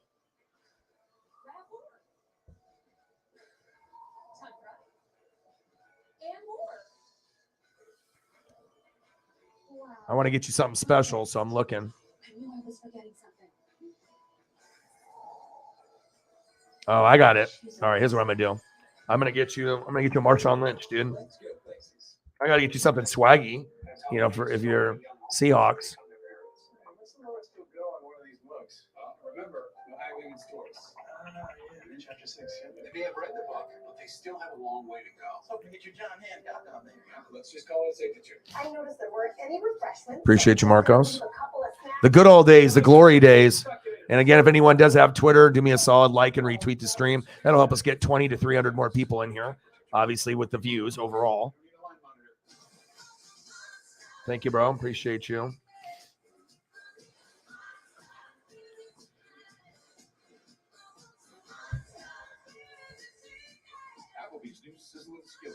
Gotta take advantage of every commercial break that we have.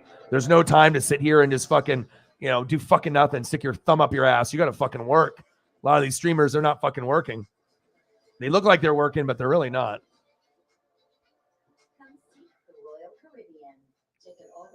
Where do you want to see Jameson? Let me hit you with some Derrick Henry. I still need to find a bike, golf balls, a baseball bat. You won't find on that site. Go to Dix.com. Dix.com. Why did I not think of that? They got all the sports. And 1 hour pickup. I'll get you something swaggy. Look at that graphic with the green. Hey, let me hit you with some cotton candy blue, baby. Nobody's got the visuals like your boy. There'll be a lot of copycat YouTube streamers that are going to be trying to do what I do, but yeah, often imitated, never duplicated, baby.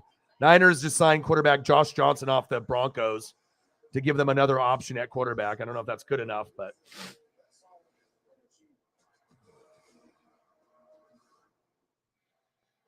George Lopez and his daughter Maya star at NBC's New Comedy Lopez versus Lopez Friday, 8/7 Central on NBC and streaming the next day. Appreciate you, Jameson. Appreciate you, Marcos. Back here in Arlington, Mike Tirico, Chris Collinsworth, almost to start. Dak Prescott, the Cowboys. All right, Dak. Oh, almost picked off there. Intended receiver Michael Gallup. Right there. Almost had a key turnover. We mentioned Dak has thrown some picks since his Yeah, me and Sarah did see that earlier today. I mean, I don't know what we're going to do at the bowl game. It might get ugly.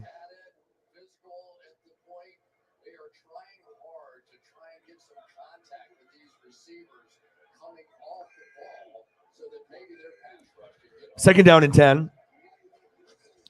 Little jet sweep to CD Lamb. Nice play, CD. 3rd down and 1 on the Dallas 21.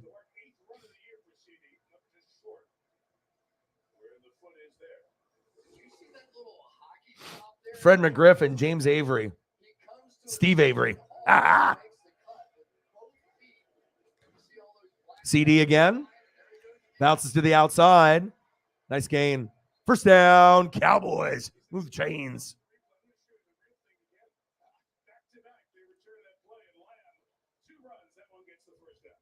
CD Lamb, and I've said this before, but Kellen Moore certainly knows.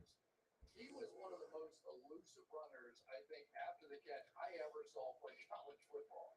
He is just brilliant in the open field, and you should feel honored when you get him on the ground. Hand off to Zeke. Good Colts defense there. Might have been a little face mask. I don't know if they're calling it, though.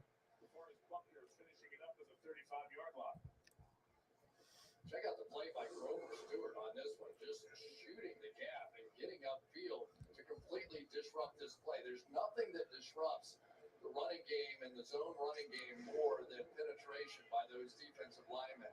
He has really come out of nowhere this year and just taken off. I got to get you a couple Fred McGriffs and Steve Avery. Shotgun set. Prescott, 2nd down and 10. Floater. Big hit. Incomplete. Intended receiver, CD Lamb, on 3rd down and 10.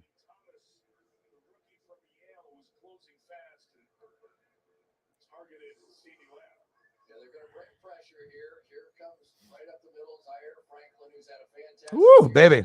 Good old Fred. Yeah, congratulations. He should already be in the fucking Hall of Fame. Like, what the fuck? About time, dude. Let's go, baby. I'll get you a Steve Avery here in a second. 3rd down and 10. 14-10 Cowboys. Prescott got plenty of time. Intercepted. Oh, baby. Go, go, go. Gilmore. Woo! Stephon Gilmore, baby. Intercepted. Where has this Colts team been all year? My goodness.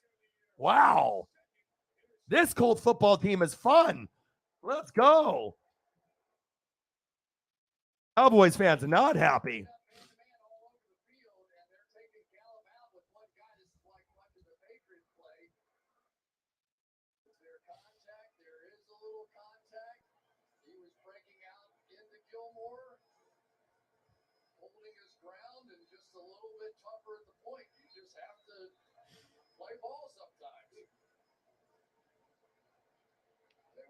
Got a nice Avery here for you. Cool graphic.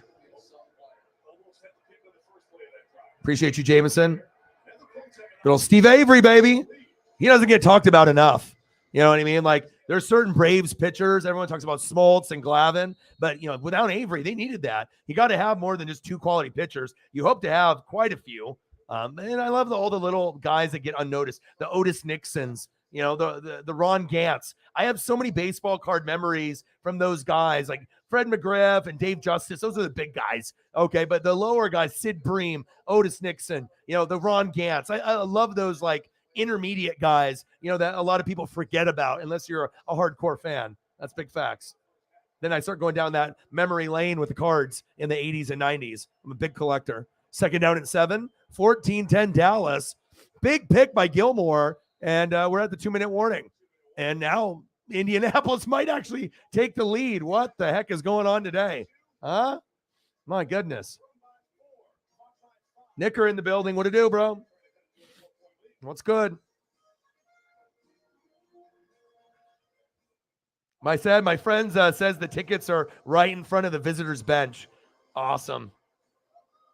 The guy's super rich, though. If you're a fucking multimillionaire and you own like 10 stores, yeah, you're probably gonna. Guys got like probably front row Duck tickets, front row Blazer tickets, front row Timber tickets. Thank you, Jameson, for sharing the post on the Twitter. It helps, man. It doesn't matter how many followers you have. You know, anytime that people do that and they like it and retweet the I mean, I'm one of the only people that actually has their full 4-hour plus show on Twitter. Most people, you know, when they have a little video, it's like 2-minute clip.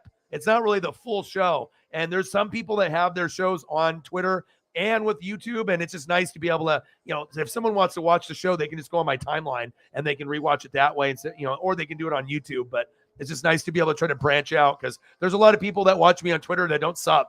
So hopefully, eventually, we can get some of those people to not just watch me on the platform, but to come here because they can't comment on the Twitter. They have to come here if they want to comment. So, yeah, Gilmore has been very good. Yannick Ngakoue, very good. DeForest Buckner, very good. You guys, it's just you need health. And you need Darius fucking Leonard out there. Shaq Leonard, Darius Leonard. I don't give a damn what his name is. We need him out there, right? We need to have him out there. The game is not the same with it's like if I didn't have Devin White out there or Levante David. You need your guy, but at least you're getting good production from Gilmore, right? You're getting production from Buckner, and Yannick Ngakoue has been a stud for you guys this year. But it just feels, off without the best guy, arguably the best linebacker in the game, not named Devin White or Micah Parsons, because those three are going to battle. Trust me, as long as Darius Leonard, Shaq Leonard can recover from this injury for the rest of their careers, those three will be linked. They'll be talking about either Darius, Shaq Leonard, Devin White, or they'll be talking about Micah. But Micah looks like he's trying to be the best one. Like he's trying to be like, I'm going to be the record breaker. I don't give a fuck if you don't like me. If you hate the Cowboys, like he's going to make the Cowboys more popular than other than just normal Cowboy fans because he's so fucking good. And they're always going to get a lot of time on TV. But, I mean, if you played in 27 games and got 25 sack lunches, that's a fucking phenomenal. That's like a Lawrence Taylor vibe. So, I'm really excited to see where he goes with his career. And if he'll ever leave the Cowboys. Imagine grabbing Micah Parsons after the rookie contract is up and he joins your favorite team. Think about that. Lopez, my boy. Love me some George Lopez. Guy's a fucking G, man. And then he got another show out. He did the George Lopez show. And then he's like, I need money, bro. He's like, put me on that TV. Lopez is funny, especially his shit in his prime. Funny ass motherfucker, George Lopez. And I like Fluffy too a lot. Iglesias, Gabriel. We had Kevin Hart here in Portland. I had a lot of my friends go. I didn't go. Too expensive for me. But, I know Dave Chappelle was here recently, and I think he did a 45-minute set, and I had friends that paid $200 to $500 to go. It was like a 2-hour show, but they had other comedians, but Dave was only 45. It's a lot of money.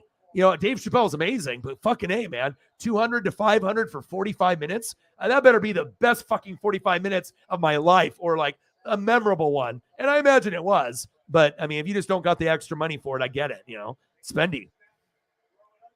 I've never seen, what a catch, but it was out of bounds. But I would definitely love to see, seeing Chappelle back when he was in his prime, but he's very sharp. And Kevin Hart obviously would put on a funny show too. It's not like Kevin Hart would be bad. He's worked really hard to get where he is.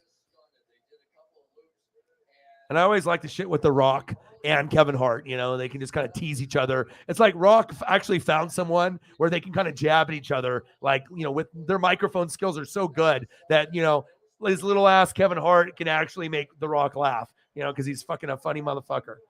All right, we got a field goal attempt here by McLaughlin. Kick is up. Oh, barely good. Wow. I don't know how the hell he made that. Nice job. 14-13 Dallas. Wow.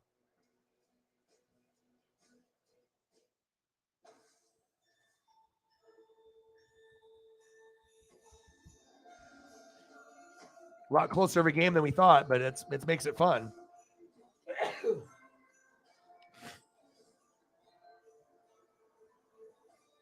Were you playing a real human, or is this someone that quit? That's a good score, dude. 183. Yeah, I always like those guys, and I'm that type of guy. I'm the type of guy that likes underappreciated people. So if I feel someone's underappreciated and they are a really hard worker, I'm going to root for those guys. So all those like mid-level guys that most people don't remember, I love those guys. I like to give those guys shine. That's why we like to highlight special teams here: punters, kickers, offensive linemen, coaches, OCs, DCs, the positions that really matter that no one talks about. So. Tyree in the building. What to do? Yes, they are, man.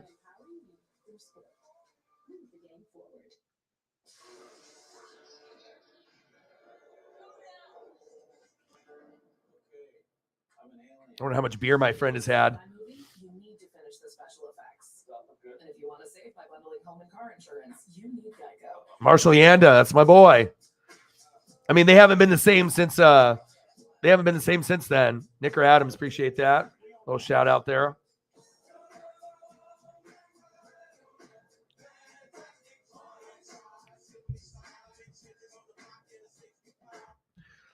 Okay, baby, let's go. Yeah, I think everyone is, but like we're pleasantly surprised. I was like, please, like I can't just go from watching an amazing Bengals Chiefs game and I was thinking, oh fuck, we better not get a 35-3 game. I'll be pissed. You know what I mean? Because like I said, this is my full-time job, but I want to be entertained. You know what I mean? I don't want to. I mean, if we're grinding, you know what I mean? I'm sitting in a fucking chair for 8 hours straight and I'm doing all this fucking prep, an hour prep for the Chief Bengal game, an hour prep, for this game. If I'm going to be hanging out, we want to be able to have some fun. I don't want it to be a horrible game. And it's nice to see that the Colts came to play today.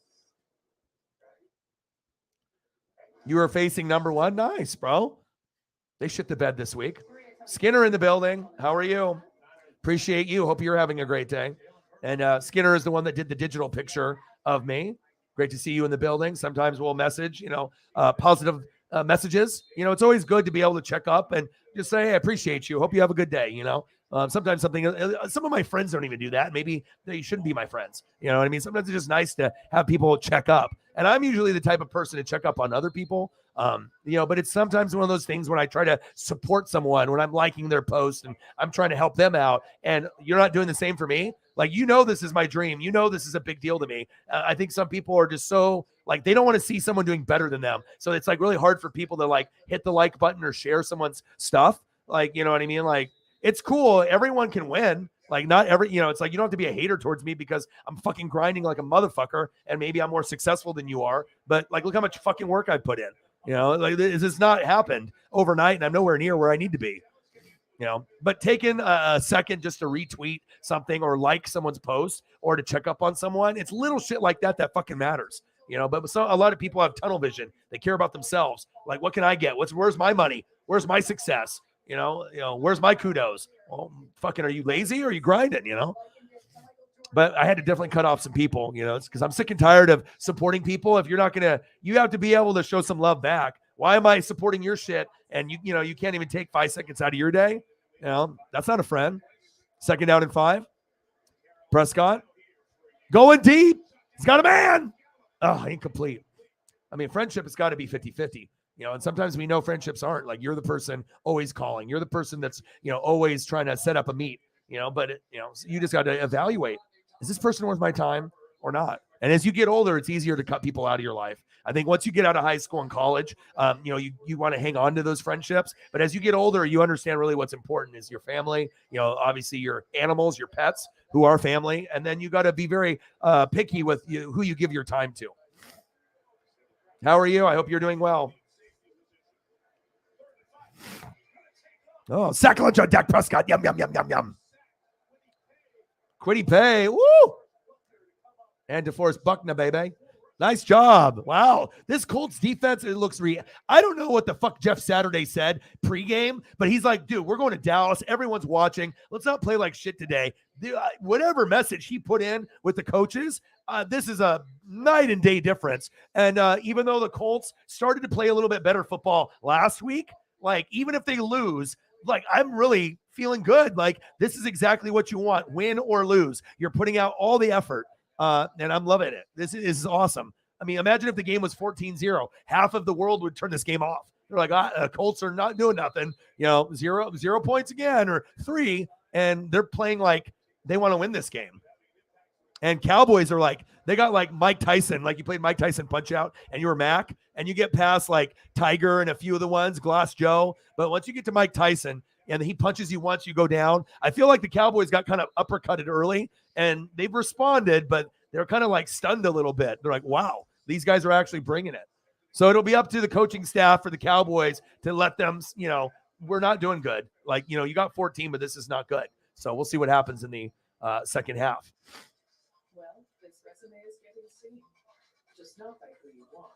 Herbert, Cook, Pirine. Pirine was stud. Watson, Lockett, Browns D, Bass, Everett, Garrett. Nice. There you go, dude.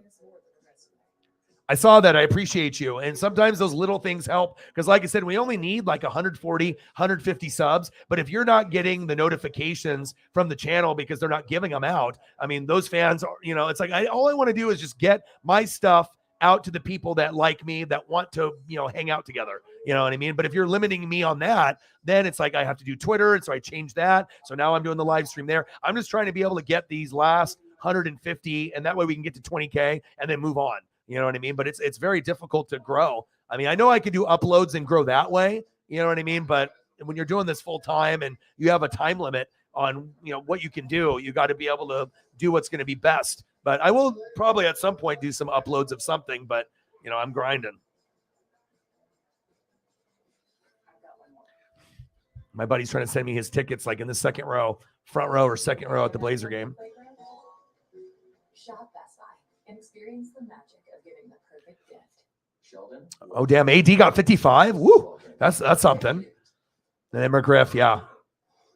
Yeah, but remember this, Jameson. Yeah, you lost, and you probably should have scored more than 10 points. That's not very good. Again, because you have normally a pretty good defense, and the offense is usually pretty good. But this is the Philadelphia Eagles, the team that's the most all in, picking up guys at the very end, even like Sue. Like, if they don't win the Super Bowl, it's like a failure, right? And then now the Niners are out, on that side. So now it's like Eagles, probably the best team in football. And then now with the Kansas City loss, the Bills and Kansas City both at like 9-3. Like, I don't think there's any, like, you have to win some more to gain more ground. So now it's no longer like the Chiefs, we don't know. Is it the Chiefs or the Bills? Who's underneath, right? And then if the Cowboys win, they're going to be in that category as well as 9-3. So there'll be a few teams, Buffalo, the Cowboys, the Chiefs, all kind of trying to battle for second place supremacy. But when you play the Eagles, most teams are going to lose. And even if the Bills and the Chiefs, it could end up being one of those teams against the Eagles. Eagles win the Super Bowl. It could happen. So when you lose to the Eagles and you lose bad, guess what? A lot of people have lost to the Eagles this year. Pretty fucking good team. But you're not as bad as the 10 points you put up. I still think the Titans and the Dolphins, and the Bengals, those are legitimate threats to the Chiefs and Bills. It's not like, I kind of want the Chiefs and Bills in the AFC Championship game just for ratings and great quality game. But I think that those other teams, there could be a surprise team in there that beats the Bills or the Chiefs. And then you get one team in there and then one surprise team. That could happen too. Like the Bengals were the surprise team last year. All right, 14-13 Dallas. Nice job by Dak. Now it's Matt Ryan's turn. Matty Ice, pass incomplete. Need to run the football with fucking Jonathan Taylor.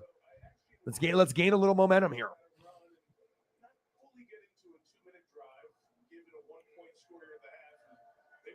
Yeah, but we just need a little help with like word of mouth, and just getting more of the things, like recommend it. They don't have to watch it or go there, but it's like, I just want to have the same push that I had in the first 2 years. Just give me an opportunity to get people's, eyes on this channel. They can make a decision if they fucking want to come here, if they want to stay here, if they want to sub, if they want to donate. It's like, just give me an opportunity to get in front of those people. I don't need to take anybody else's fan base. But I know certain fan bases are threatened. Believe that. Because they know once I start popping off and I grow, we're going to take a lot of views from other people. It's just a matter of time. Especially if I'm fully producing the show this way. Because you're getting a show like this here that you're not getting anywhere else. 14-13, Cowboys are up. Matt Ryan, throw to the sideline, out of reach for Alec Pierce. They got a lot of potential, with those receivers, but they just need more depth.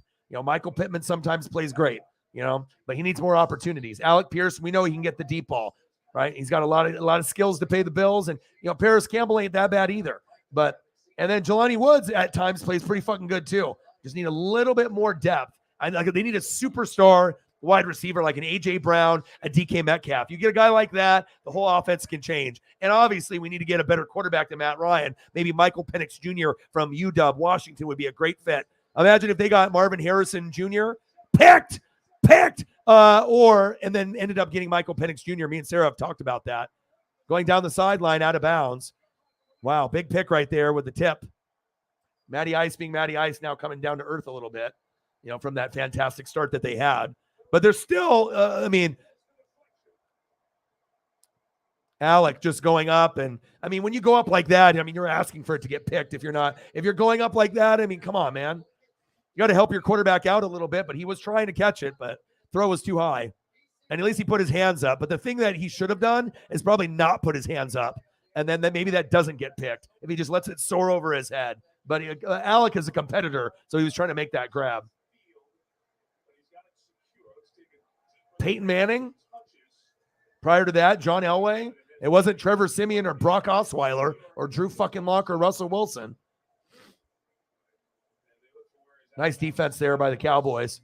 Maybe that gave me some fantasy points, baby. You know that one feels good for Malik Hooker. He was the first-round pick of the Colts in 17 and just never quite worked out due to some Drew Lock isn't good, though. Drew Lock is like, a backup quarterback, or if he's a starter, he's like above average level. He's not, he's just like a game manager. You know what I'm saying? He's not going to give you a whole lot. He'll give you turnovers, but at least he can go deep. He can give you a threat to go deep, and he's got some game. Drew Lock isn't horrible, but he's just not accurate, and he takes a lot of chances. But at least he throws it downfield. Kind of like a Jameis Winston over an Andy Dalton. Jameis will throw it downfield, and he'll fuck up sometimes, but at least he's giving you an opportunity for that offense to go. And then Andy Dalton can't throw downfield. So what do you want? The guy that doesn't turn the ball over and that only dinks and doinks and gets 5 yards at a time? Or that guy that can get the big touchdown to Olave, but he might throw 2 picks? So I guess it just depends. When you turn over the ball, you lose. So I get that. But you get more of an entertaining player when you get a Jameis or Drew Lock in there rather than like a Russell Wilson or what you're seeing now. First down and 10, 14th. I hope Jameis plays tomorrow against the Bucs. I don't know if he's on schedule to play, though. That'll be a fun one. The hard hat and the chain will come out tomorrow. And then I'll have to decide what jersey I want to wear. If I want to wear Devin White red, Devin White white. If I want to do Derek Brooks, Warren Sapp, Simeon Rice. I have a decision to make. Probably will be Derek Brooks or Devin White, but you never know.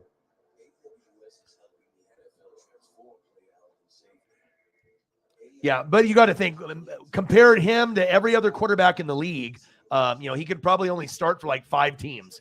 You know what I'm saying? So he's got limits. It's like there's a lot of players that are better than Drew Lock. It's like a Teddy Bridgewater, just guys, you just know what they are. Like Andy Dalton, you know what I mean? They kind of, the guy's going to throw it downfield. He's going to make mistakes, but it gives you your team a better chance to win. But there's a lot of quarterbacks that are better than Drew Lock. Because imagine if you had your choice of a quarterback, there's quite a few that are better right now than Drew, but I still like Drew to a certain degree. He just has to find the right opportunity. Like, imagine if the Niners had Drew Lock. They'd be in a better spot right now. Caught by CeeDee Lamb there. Yeah, he is, but he doesn't look good because the Broncos suck right now. They got Jerry Jeudy, who's good. Sutton, that's good. Dulcich, that's good. I mean, you got weapons. Javonte Williams got hurt. The defense got hurt, but if they could just get a better quarterback playing a better coach, and that's what you guys invested in, which just sucks. Oh, incomplete. Good defense by the Colts. You just saved me in fantasy. Intended tight end / receiver. Dalton Schultz has had 2 red zone looks, and maybe the sports gods are looking after me, trying to help me win. So.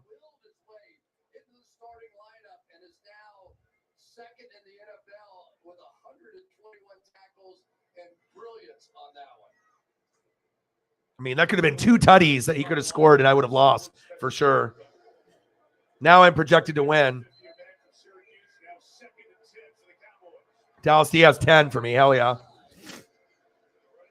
I need Dallas D to get me like 18, like 15 to 18. Hopefully they can get like I don't want to, we don't know what's going to happen, but if I can get like a fumble for a touchdown or a pick for a touchdown, pick 6 would be awesome, but I just want to get a little bit more. And look there's one of the best players in the world, Shaquille Leonard. I always like him better as Darius, but it'll grow on me. It'll grow. I mean, Darius is a cool name. It's not a lot of famous Dariuses out there. Darius Butler, Darius Miles. Remember that? That was a thing. Clippers. Old school times. Quentin Richardson. Goddamn, I'm going back in time. Yeah, but he's a game manager. You know what I'm saying? There's guys that are okay that won't turn the ball over, but they have limitations with their arm where they can't go deep. I don't necessarily want a quarterback like that. You're like, I can't go deep? Fuck. All I'm doing is 5 and 10 yard passes. That sucks. I could get it not turning the ball over, but sometimes it's nice as a fan to have a guy go deep and try to go to fucking Olave or something. Touchdown, Cowboys. Michael Gallup galloping his ass into the end zone. Dallas Cowboys. We damn boys. Okay. Gallop your ass into the end zone. Nice job. Tyree, $10 holla. Let me know if there's any pictures that I've forgotten to get anyone for donating. Please remind me. And if you want to see anything that if you've donated, what do you want to see Eagles wise? Give me a player on the roster that played today. What do you want to see? Bang bang, $10 holla. I can give you a past Eagle player if you'd like as well. Extra point is up. Maher. And it's good. 21-13 Cowboys.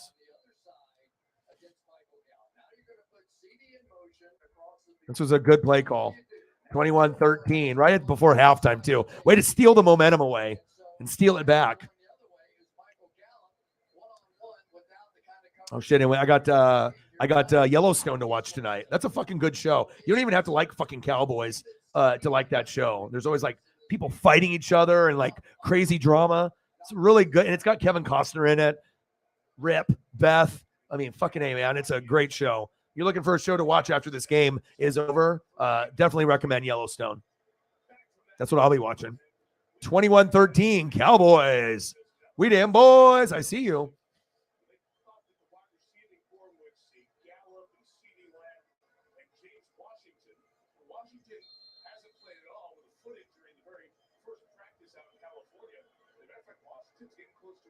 Nice job, Michael Gallup. He's been hurt first half of the year.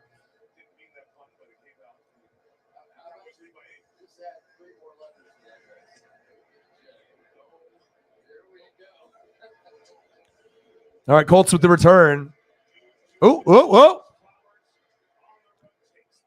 penalty.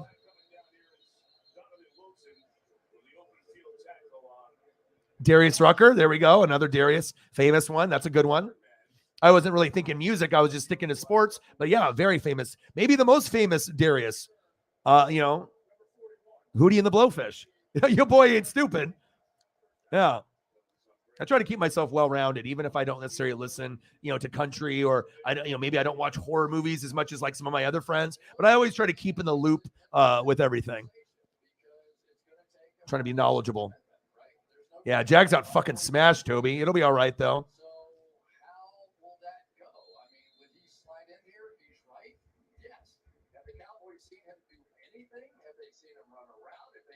Javon Hargrave.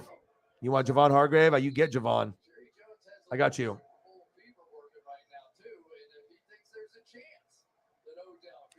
Halftime, 21-13 Cowboys. I'm pulling up photos for the donos. Appreciate you. I got you. Nice win by your Eagles. And that's the best fucking Deion Sanders right there, baby. Javon, baby.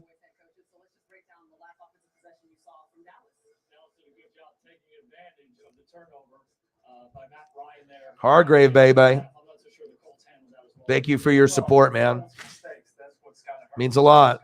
Every dollar counts, man. Every dollar counts. Especially when you're doing this full time, Took me 10 years to get to this point, to do this full time. It's a lot of blood, sweat, and tears, man.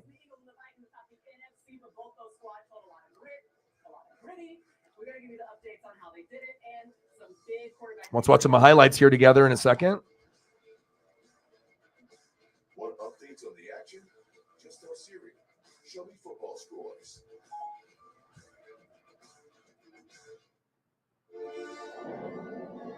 What does it take to stay one step ahead of the instincts first.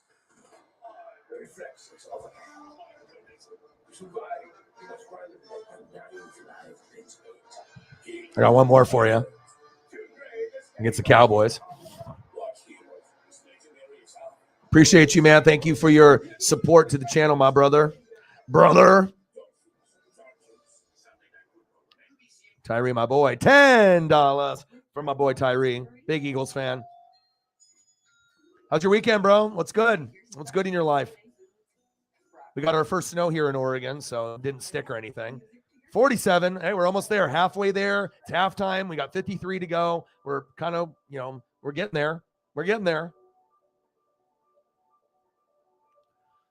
It's not a big deal. It's payroll. It's all about business now. The team fucking sucks and they're horrible. And they fucked themselves royally with Russell Wilson, Nathaniel Hackett. So they're just cutting loose what they feel they need to cut loose. So, yeah, Latavius is the better running back. So I got Latavius Murray on my bench in fantasy. So, I'm not going to play him unless I have a serious injury to Josh Jacobs or Saquon or Nick Chubb, but I have him.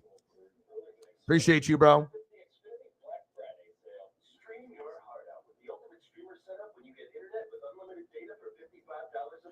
Yeah, it's true. If you don't get pass rush, you will get crapped on. Absolutely. You have to have a good O-line and D-line. And that's why, this channel, we try to let people know, yeah, it's cool to have quarterbacks and running backs and wide receivers and tight ends, but nothing ever flows. Like, you can have that. Like, those pieces are the car, right? But the offensive line is the gas. And if you don't got the gas there, you're not going nowhere. You got this fancy fucking ride where you can't go anywhere. And so you need that fucking gas in there, that O-line to push to get those pancake blocks, guys that pull, and you got to be able to get to the quarterback. It's the worst feeling in the world when you have like a decent defensive guys that can get sack lunches, and either you just get dominated by the other O-line or you're just not getting to the quarterback, and then you just see the other team just beat the shit out of you. It's not a fun feeling, man. Trust me, I've been there.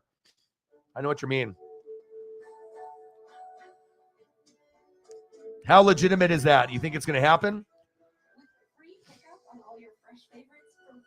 Well, that's the best option that we have if we do get Joe. Yeah, I don't know.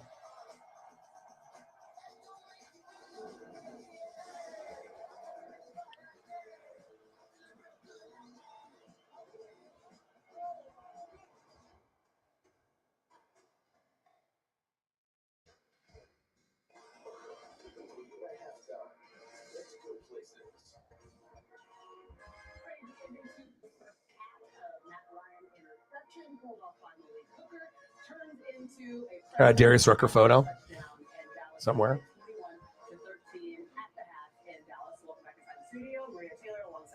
Yeah, Darius Rucker OG, Hootie and the Blowfish. That's old school.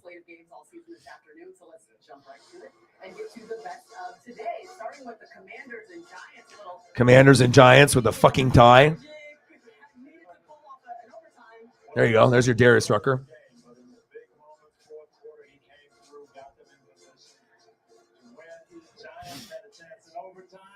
Just short of the field goal. I wish the Giants would have won that, but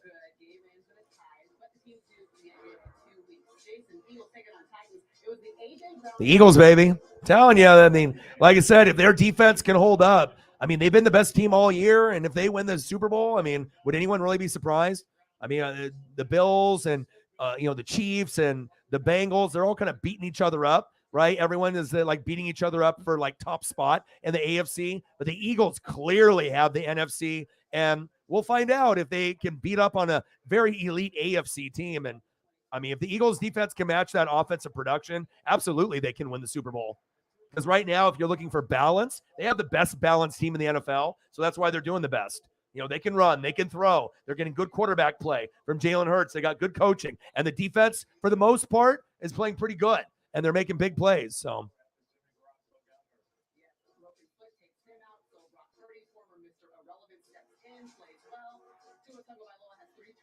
Scooby Wright, that guy's a personality, dude. I hope he makes it. That would be cool. I don't know if he's got the mic skills though. Like he might have the ability for the physicality part, but being a wrestler ain't no joke.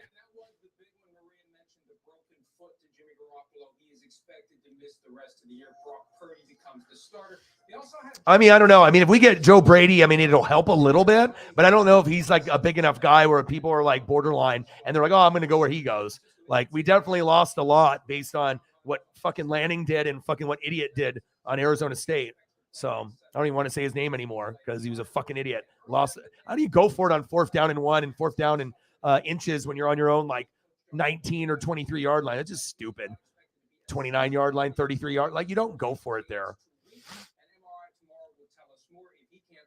Oh, good. You did. That's good. I did. I took a day off yesterday. Yesterday was my first day off in like 5-6 months. I've literally been streaming every day since July 4th, and I took yesterday off, and it felt good to kind of disconnect from sports a little, even though all the bowl games were going, and I was still trying to watch a little bit, but I was also trying to watch other programs, like some Alaska programs, got my Simpsons, King of the Hill, Rick and Morty vibe in there. I like to be able to kind of disconnect from sports because this is my life, and sometimes I need a little bit of a break, and I want to be able to spend some time with Paisley or, got some pastini. I ordered some really expensive pasta. So I had a really good meal, spaghetti and meatballs, 4 meatballs. We had some other lasagna type stuff, and then got some different bread options. It was kind of expensive for just 2 people. It was like $60. But sometimes you got to splurge like that and live your best life. I'm not going to spend $60 on a meal that often, but it felt good. Yeah, man. And sometimes just, having that disconnect is good.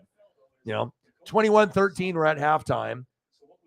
But I'm glad you had a good weekend, and I'm ready to get in here and crush Monday night, and we're gonna have Saints Bucks, so I'm already ready, man. I am ready for that game, and I know both teams suck ass, but I mean, hopefully we can win that game. At this point, Brady's there. Let's try to at least get to the playoffs, and if we don't, and the Saints get it, fine. I mean, it's not been a good year for either team. So, all right, 21-13.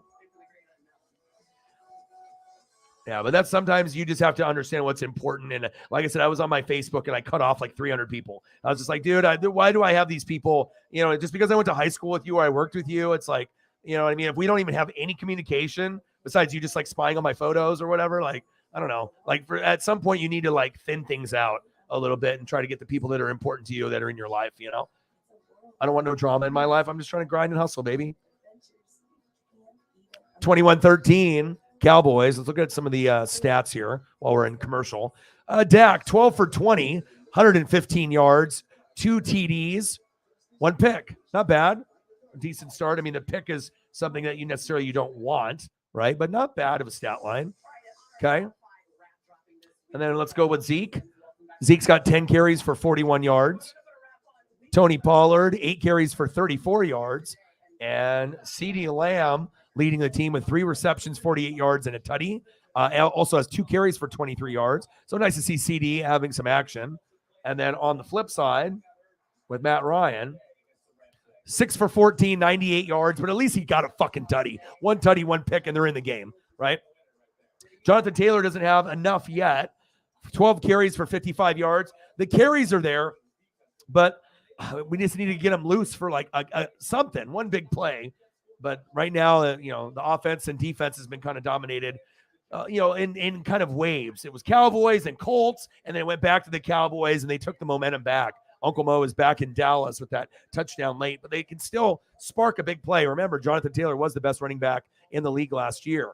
They just had some injuries. And then obviously leading the team, Alec Pierce, right, with 1 reception for 45 yards. Michael Pittman only has 1 reception. They got it, and that shows you where the passing game is lacking. I mean, if you got Michael Penix Jr. on here from UW, you're going to be able to get guys like this involved, right? But then you can also get the most out of Michael Pittman and Alec Pierce, Paris Campbell, and Jelani Woods. So I'm ready for a new quarterback next year, and I imagine every Colt fan is too. This experiment did not work out, okay? Phillip Rivers got you there. Carson Wentz and Matt Ryan were a disappointment, and it teaches you something that you can't just go for the old veteran guy. You have to sometimes just draft, like when you had Peyton Manning and Andrew Luck, and maybe Michael Penix Jr., Marvin Harrison Jr. Wouldn't that be something? Joining the Colts. But so far the game has been good, and the Colts have been playing.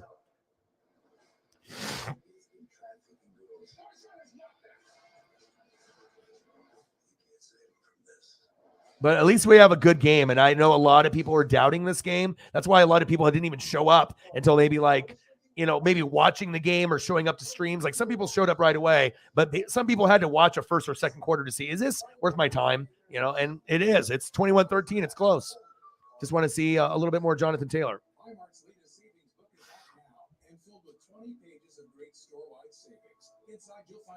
Oh, Mango Madness Snapple. Goddamn. One of the best things on planet Earth.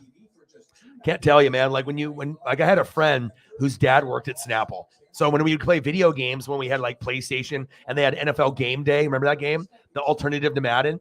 And we'd sit on little bean bags, and he had a little Snapple cooler, and it was like the glass, and it was always refilled like every day. Like, always had plenty of Snapple. It's awesome, man. Like, I don't know, just being able to not have to pay money and just like getting that free, like delicious Snapple back when you're a kid. I mean, it hit the spot. summer times in the fall, play some NBA Live 95, drink a Snapple. Boom. Let's play NFL Game Day or a little Madden, 95, Madden 97, Madden 98. I miss those good old days, man. And it was cool, man. Like, it was a cool job that his dad had, man. And lots of options back then, too. It's not like there was an unlimited supply of Snapple. Let's keep it like that. Oh, that's cool. Yeah, truckers, those are people that work hard, man. Like I said, I worked at a saw warehouse, saw stop, and I had to unload 40-foot trailers, and sometimes there'd be like 8 of them, and there was like 5 of us in the crew, and some of the shit was like 300-400 pounds. You couldn't even lift it yourself. It had to be 2 people with like 1 on each side, and man, I mean, the work was really physical, and I have a real respect. I mean, people that unload, trailers and load them up, it's a lot of work, and the guys that drive them, I mean, you have to be on it. And sometimes these people, you don't see too many truckers get in wrecks. I don't know. I don't even know how those guys do it. That's to be able to drive a big rig. I mean, especially when people brake and you got cars slowing down in front of you, like you really got to be aware. I'm actually kind of surprised more truckers don't get in accidents. Yeah. And the money is good. It's a very difficult thing to drive a trailer, back up a trailer, and have to go from place to place and drive for 12 hours at a time. But that's why they get paid fucking good. A lot of these guys are making really good money, 40 an hour, 50 an hour, 60 an hour, because who else can do the fucking job? And if you're bringing in cargo that's worth like $1 million worth of saws, you need to get it fucking delivered, so someone's got to deliver it. So if you pay some guy to drop it, well, they need that merchandise to show up. Those big businesses got money,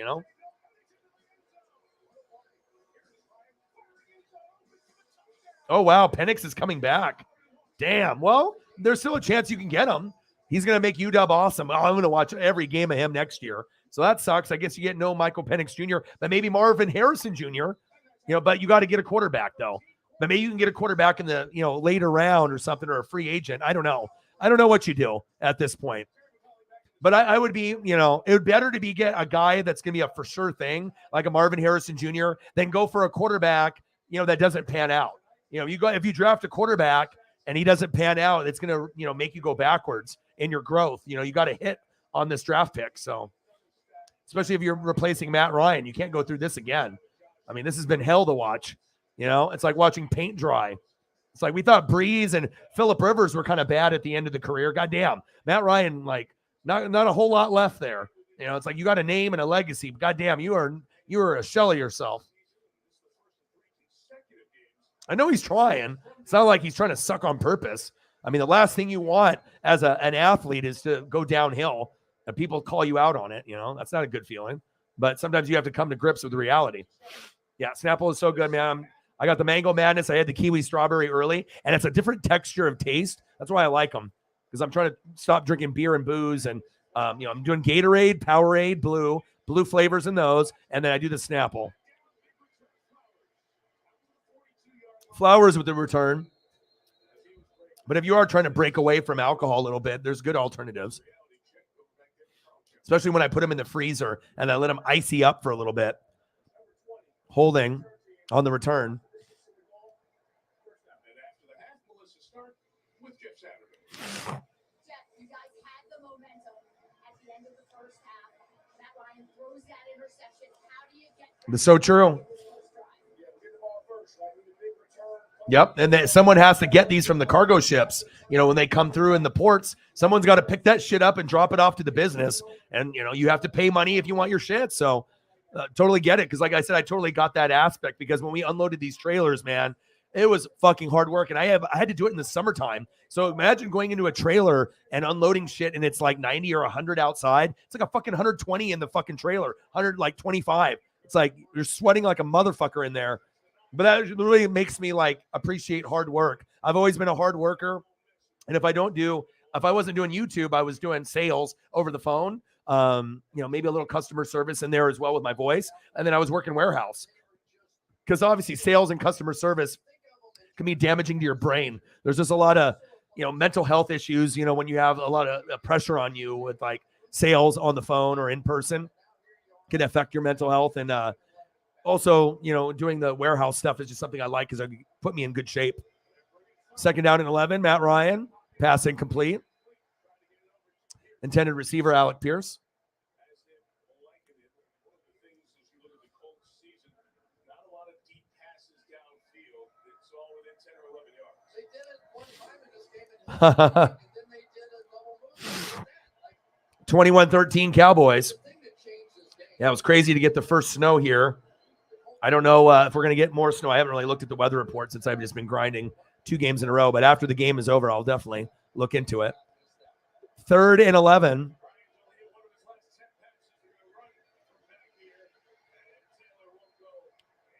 Wow, good stop.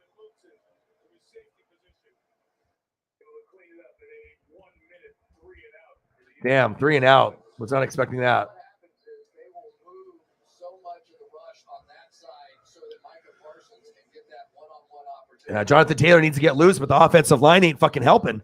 And the Cowboys got the best defense in the league, so that's another part of it. You know, if you look at like what they've done, you know, and how many I got them in fantasy, so I should know. You know what I mean? But Dallas is very, very solid on defense. Ever since Dan Quinn got there, it's changed the franchise completely. You're going to start getting probably more people that want to come to Dallas. You know, it's not going to be just like that team that everyone hates on. You know, they just need to get the right coach and the right play caller and just finally get a playoff win to get that monkey off their back. Once they get one playoff win, if they get it this year, then maybe they can get to the NFC Championship game in a couple years. You know what I mean? Like progression, win 1, then win 2, then get to the NFC Championship game. But I just don't like McCarthy and I don't like Kellen Moore. You know, I mean, Kellen Moore I like more than McCarthy, but you kind of have to earn everyone's trust back after that horrible play call against the Niners in the playoffs. So, I mean, who the fuck runs a draw with the quarterback with like 15 seconds left with no timeouts? Dak is not going to run for 50 yards. You lost head coaching opportunities based off that dumbass call. That one dumb call costs you a job as being a head coach, Kellen Moore, and I think he knows it too. So, but at least you're on a good spot here with, you know, the Cowboys calling plays. You got plenty of weapons to work with. There's an abundance of weapons. Dak, Zeke, Pollard, Gallup. Noah Brown actually is pretty good. I would take him on Tampa. And then you got CD and Dalton Schultz. You know what I'm saying? Like you got a team like this fucking offense is not bad. It's very good. I mean, it definitely stacks up with just the rest of the best offenses. Lots of talent there. But the offensive line is always going to be the key, as well as keeping the health. Armageddon is a show where the celebrities you love keep viral video sensations a shot at redemption.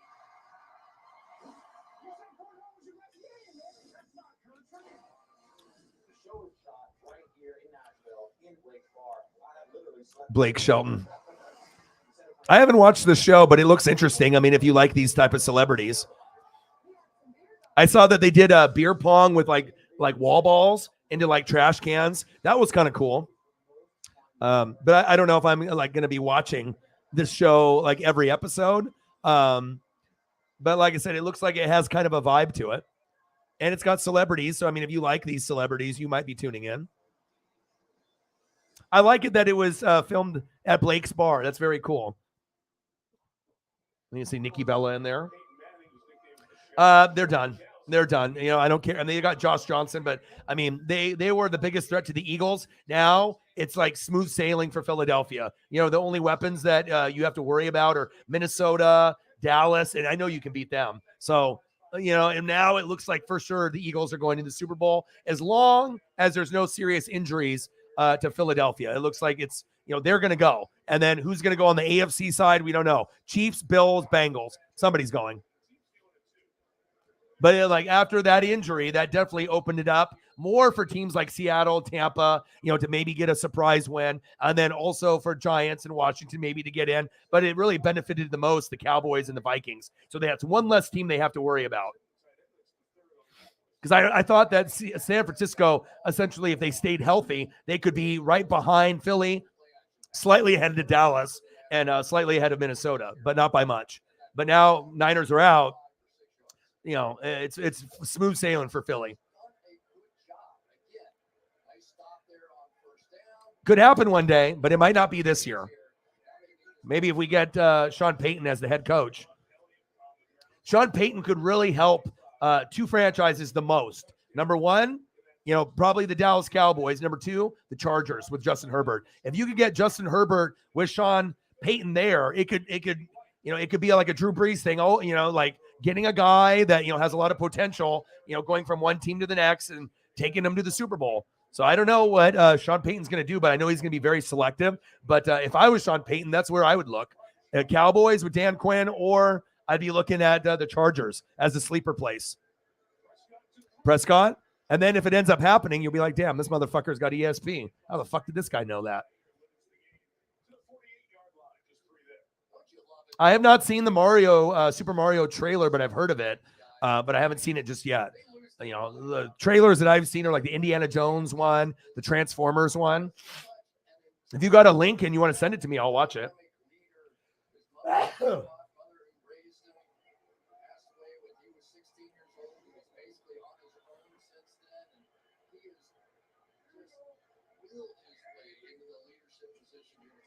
Eagles John, thanks for the like and the retweet. Pass incomplete on third down to Tony Pollard. 3 and out. Nice job by the defense for Indy.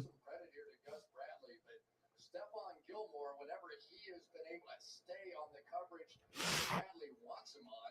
He's been all over it. Cowboys done a pretty nice job though trying to avoid him for the most part. Brian Anger's set to kick it. Flowers back to receive. Whoa, big rush there. Job to get it away. Dallas Flowers go down, make a fair catch smoothly at the 10-yard line. That was 42 on net yardage. Rodeo time. Would you? Yeah, those people are so hardcore, rodeo guys. Man, I have a whole nother respect for, people that live in Alaska and live that, sustainable life on, fending for themselves. And then the cowboy life, goddamn, man, those guys work fucking hard. I don't know, maybe it's just me. I just like people that work hard. If you're a hard worker, I can really respect you. If you're lazy, I'm probably not going to get along with you. I don't want you in my life. I need to be around people that are hard workers. And, I'm just a hard worker myself. I mean, there's just too many people that skate by in life right now. And, some people end up getting the certain kudos even for being lazy. And it's, for people that are grinding, this is all we know. That's big facts. I'm going to go check up on Paisley real quick, see if she's sleeping or not. So give me 1 sec. I'll be right back. You hang out in the hood all the time and you just come up here for our food and liquor. It's a valid question. It is. She's not pregnant. You don't even do that much stuff. She's not a prude. She knows her way around it, and that's that. What I'm saying is I love your daughter. What in the mother? What's the difference between me and you? At Walmart, save on thousands of gifts for everyone on your list. The savings are here all month long. Plus, get delivery on your gifts in as fast as 1 hour, right up to Christmas Eve. Shop Walmart online or in-store today. Bravo! You use the Quicksilver card from Capital One with no annual fee and unlimited 1.5% cash back on every purchase every way. That makes you the hero of every purchase. What's in your wallet?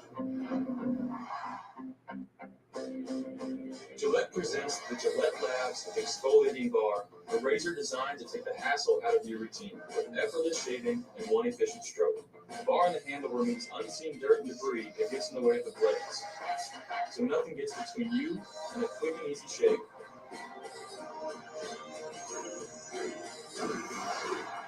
All with a lifetime warranty. Gillette, the best a man can get. Winner, winner for your local dinner. America's obsessed with Lopez versus Lopez. Finally, something good to watch on Fridays. You think I gotta tell her somebody's faking it? I learned a lot being married to your mom. Lopez versus Lopez. Friday on NBC. The people have chosen the awards already. Keating Thompson, love that guy. He hosts the People's Choice Awards live Tuesday at 9/8 Central on NBC and E. Great part starts live from E. Begin with Paris Campbell. He'll get to the 12-yard line. He gained about 3. Leighton Van Herschen bumps him on over on the sidelines. The Colts are trying to find something to get in the mix to get that offense jump started, Chris. Yeah, and there's a lot of things they can do under center. So far in this game, they have been much better under center running this offense than they have been out of the shotgun. Almost. All right, I'm back. Per play. Paisley's good. She's just snugging on the bed. Gave her a couple kisses. She's pretty calm. Oh, Jonathan Taylor getting loose. Finally. He fumbled it. Looks like he was down. But Paisley's doing good. Gave her a couple kisses. And like I said, I can't believe she's already 1 year old right now. I know we'll snug and be able to spend some time. But goddamn, my body is sore as shit. Like I need a massage or something. Like I'm really fucked up right now. Like I got pulled muscles in my shoulder and my fucking back. I can barely walk. My calf fucking hurts. I want to be able to take Paisley for a walk, but there's no way in hell. If I took her for an hour walk, it'd probably take me 3 hours to do the fucking walk. Like I need my body to rest up for a couple days. 21-13 Cowboys. We had a good game here. I'm going to go to Safeway. Maybe I don't think Jeff will be there. And then I got to grab some stuff for my girlfriend's daughter for school, Lunchables and whatnot. I like going to the grocery store late. It's really nice to go there. Not a lot of people. I can go through there, take my time. I usually don't stay too long. And then I don't have to worry about fucking a shitload of, people there in my way.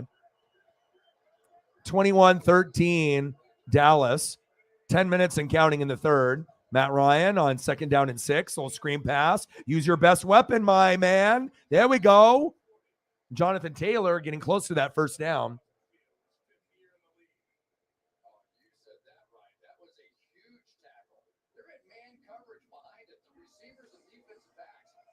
$3. Thank you so much.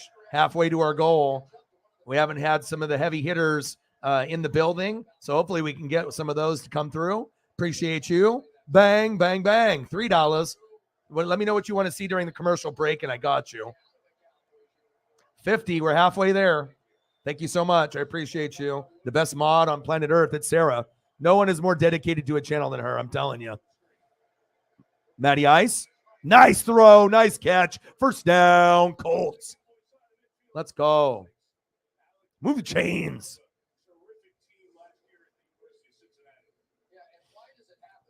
Matty Ice.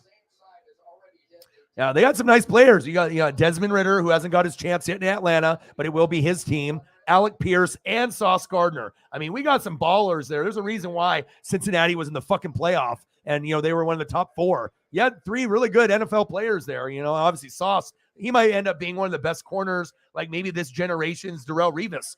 Obviously Tariq Woolen is very, very good as well. And when you're seeing 2 rookie corners getting the most votes for like Pro Bowl or like recognition, when's the last time that fucking happened? Where we had 2 rookies, one that we knew that was going to be good, Sauce Gardner. If you watched him at all, you knew he would be good. He wasn't giving up touchdowns in college. You're like, this guy's good, right? But then no one thought Tariq Woolen would be good, right? No one even knew where he fucking went to college, but he's getting all kinds of interceptions for the Seahawks. So it's kind of cool to see guys like break out immediately. Matt Ryan, 2nd down and 9. Floater, wide open. There we go. Paris Campbell. First down, Colts. Let's go.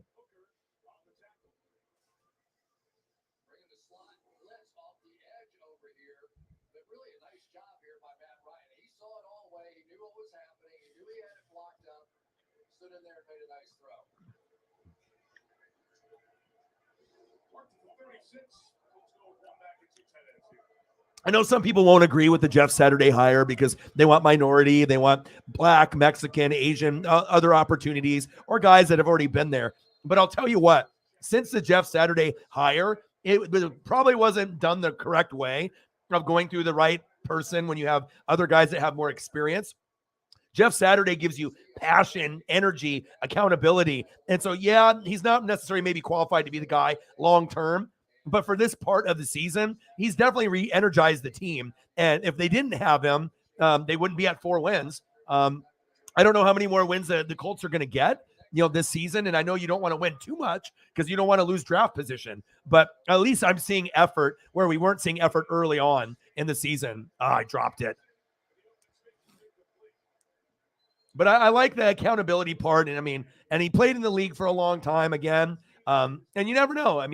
Like I said, I'm not sure if it's someone that you're going to keep there long-term, but as far as just being like an interim guy, at least he's holding guys accountable. He's loud, he's passionate. And sometimes you can have a guy that might not have the experience, but if he's real and he's genuine and he really loves you and he's, trying to communicate with you, you're going to give your all for a guy like that. You're not going to just be like, fuck you, I'll wait till the next coach next year, and so you're at least seeing guys buy in. And I like that.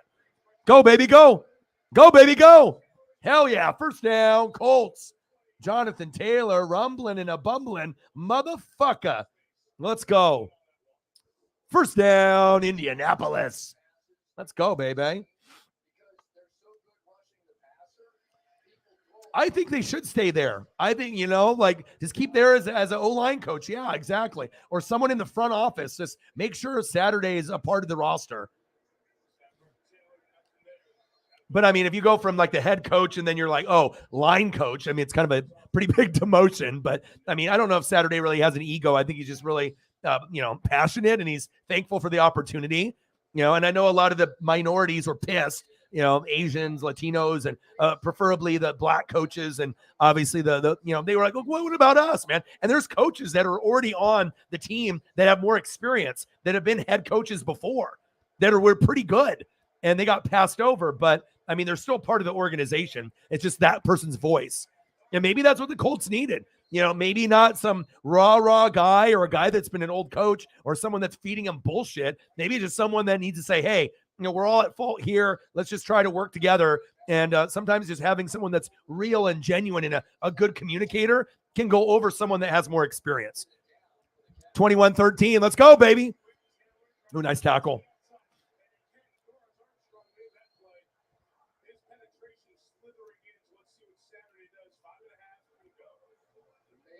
Yeah, I have D-Hop on my team. Yeah, I'm 11-1, and I know not very many people on planet Earth on fantasy are 11-1, but that doesn't mean anything. I could be 11-1, 12-1, 14-1, 13. That doesn't fucking matter.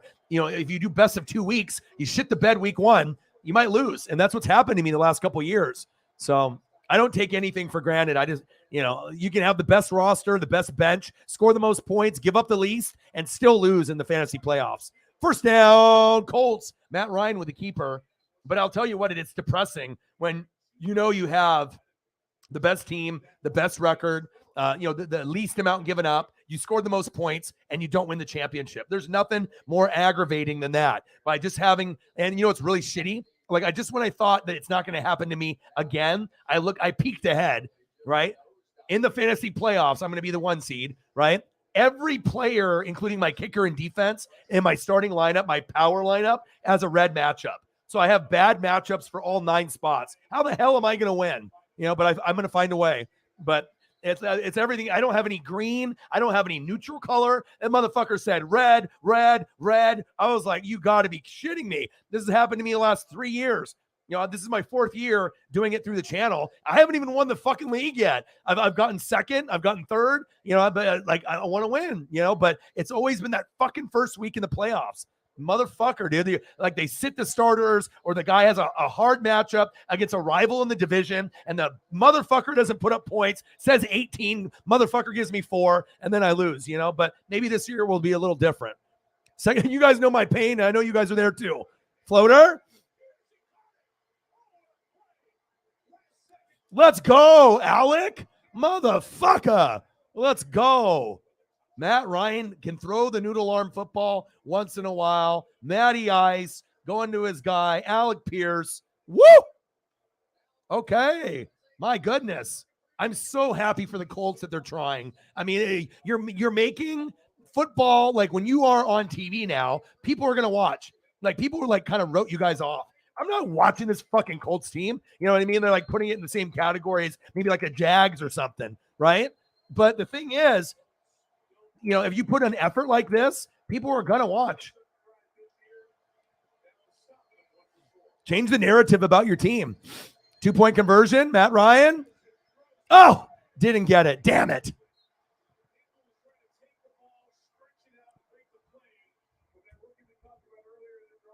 But at least you scored, though, so you gotta be happy about that.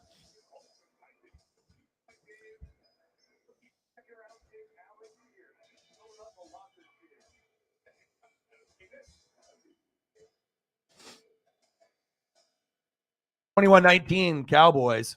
Nice job.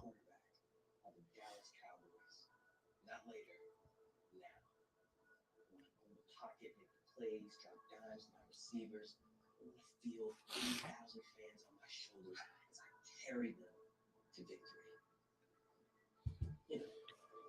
Nothing major.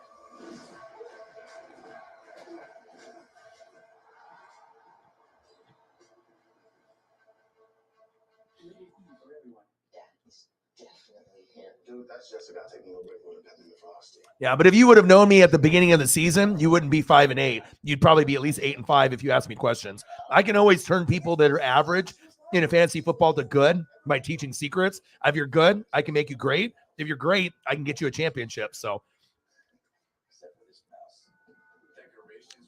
yeah, dude, that's awesome. Noodle arm football. Fuck, man, we've seen it. Drew Brees, it started to have the noodle, right? Phillip Rivers, a little noodle, Matty Ice with the noodle arm. But hey, fucking A, man, I'm really impressed. And I know you are too. Like, we actually can watch this game and be like, have fun, Yeah, and I think that's a big thing where people are losing money right now because everyone thought the Cowboys were just going to blow them out. But that's why you can't, you can't like overlook opponents sometimes. And even though on paper you're like, oh yeah, Cowboys are going to win, you know what I mean? But sometimes, the flow of the game is much different than you anticipate. So that's big facts. Now we got to see what Dak's got in his sleeve.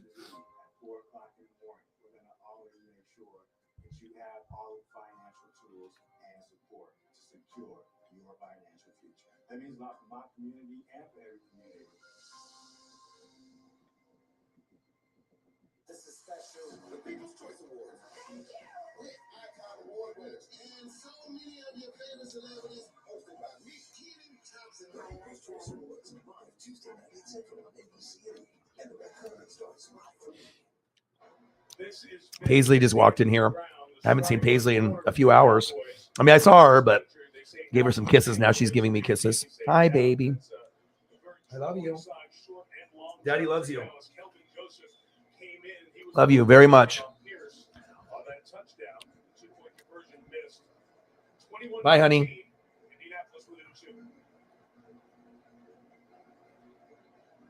Love you.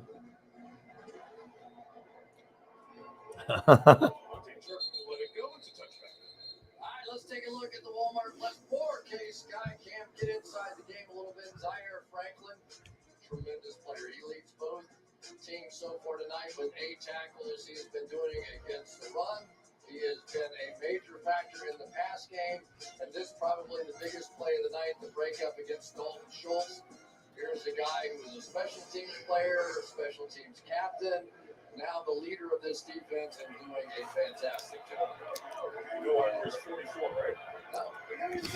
Take second, 25. Dak, fake toss. Ferguson for a short gain. Nice job, Dak. Puppy's in here hanging out.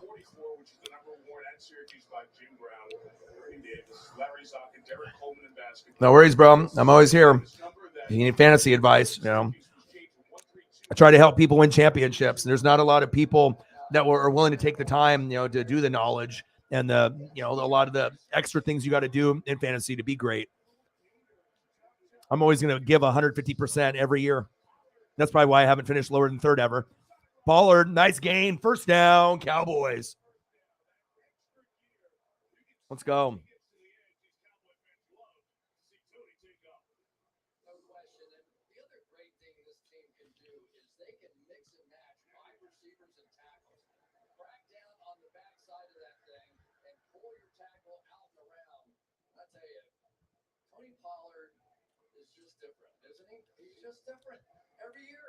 Yeah, Sarah's team is the biggest threat to me in the playoffs. I mean, she's, as far as like the win-loss, she's got 3 losses. I got 1, and then everyone else has got more than that. It's cold here. That's snow, man. I was waiting for it. Didn't know if it was going to be today, but we got the snow today, but I think it's all melted now. He said they are competitive with each other, but only at Call of Duty. On the field, they always have a goal together as a whole, and they go into every game with a combined number of yards that they want to rush for. They didn't give me an exact number tonight. He said it's high. Second down and 6. Dak. Nice pass to CeeDee Lamb.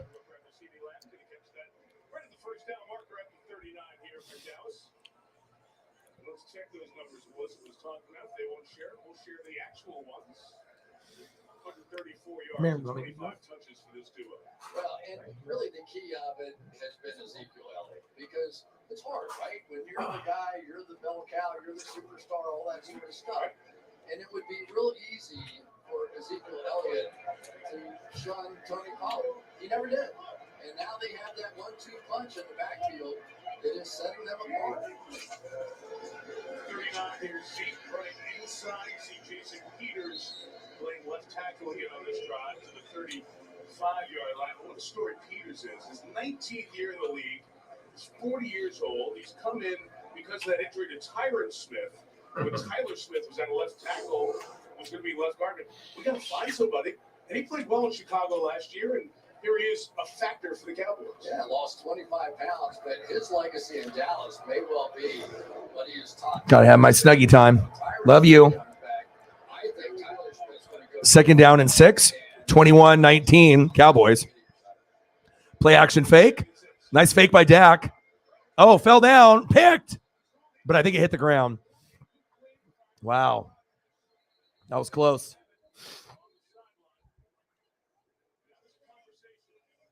Did he pick it or no?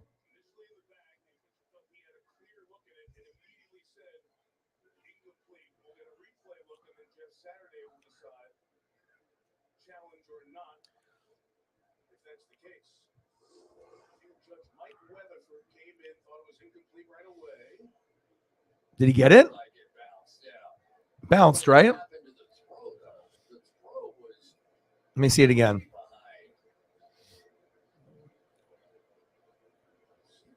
God, the throw was horrible, Dak. God damn. Dak has plenty of time. There's no one in his face. Yeah, he just missed it. It's a bad throw by Dak right there. Fuck. Let's look here. Look. Stop it. He gets it, but the side of the football hits the ground. So that probably will be incomplete.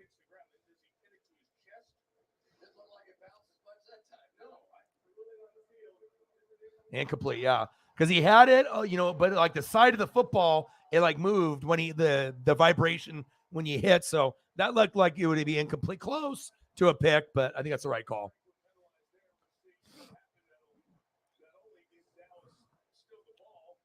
Yeah, come on, Dak. You got to be better, bro. You don't see Dak do that often, where you miss a guy with no pressure. Most of the time it ends up in something like that, so.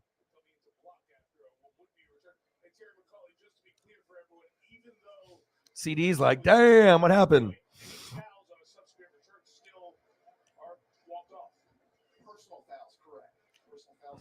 Good defense by the Colts, even though they didn't get the pick.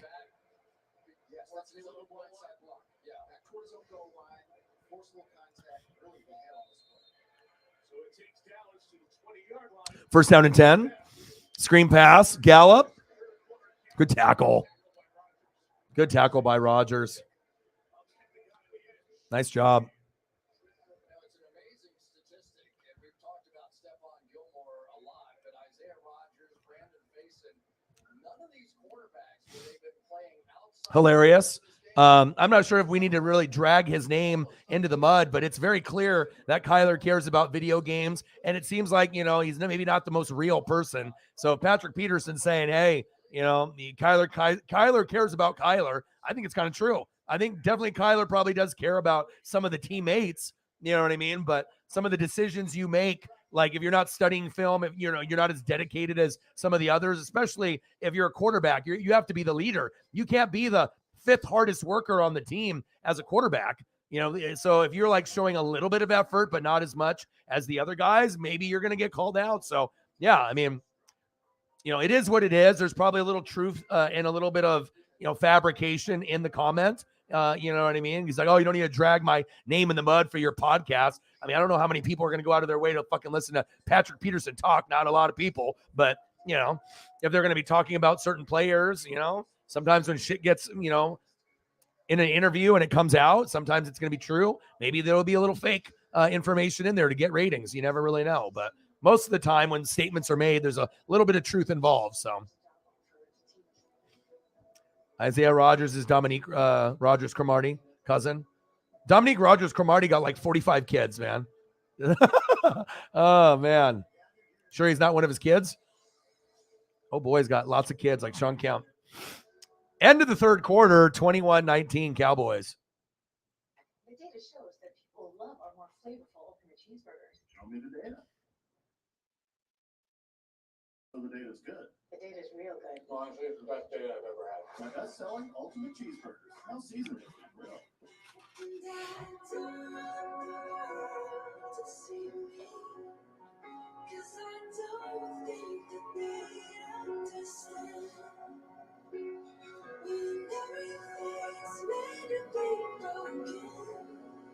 I just want you to know I am.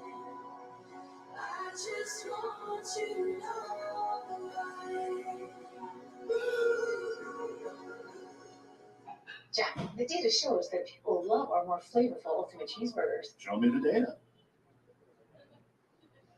So the data's good. The data's real good. Honestly, it's the best data I've ever had. My best-selling Ultimate Cheeseburgers. Now seasoned with real. Rivermark Community Credit Union, now open in Vancouver. On this Sunday night, our aerial coverage from North Texas brought to you by Geico, and off we go. To the fourth quarter, Dallas leading by just 2 over the Colts, 21-19 by Tirico Chris Collins. Well, let's start. Terry McCauley. At the very beginning, we said the Indianapolis games against good teams, Kansas City, Philadelphia, they stayed right in it. Very similar score as we start the fourth quarter. Yeah, and really the key sequence so far in the game was that sequence right before the half, right? When they gave up the turnover, and it comes back the other way to haunt them here. But the Dallas Cowboys, I tell you, this has been a tough battle. And this is a physical football team in the Colts, and they have earned their respect. There's 1 second and 7. Elliott, open field tackle one more time from these corners and safeties. Rodney McLeod that time. They've completed 2 passes for no yards on this. Had to go get Paisley a treat. On this team have been an interesting story all season long. I got a breakfast sandwich in the microwave. I got to eat something. And then I'll go get some grocery stuff after the game is over. But sometimes when you go for, 5, 6, 7, 8 hours, you get a little hungry. A little bit.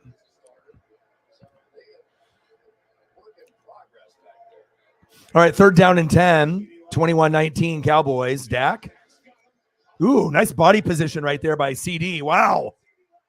So I'm going to run you over, son. Wow. First down, Cowboys. Move the chains. Impressive. Look how he moves his body and contorts his body here after the catch. Whoop, right there. That right there, that single move gave him an extra 12 yards. Very athletic, very twitchy. And that subtle move right there, it didn't look like a whole lot, but it enabled him to get that proper angle. And if you had a little bit more of a blocker in front, that would easily would have been a touchdown. Fade route. Gallup, touchdown. Cowboys. Wow. Like that? Okay. My goodness.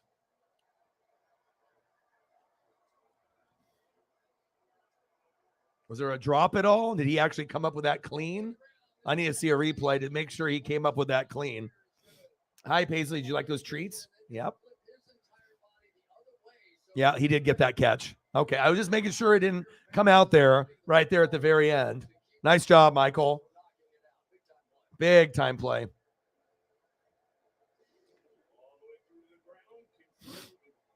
(27-19) Cowboys. Maher, kick is up, and it's good. 28-19 Dallas.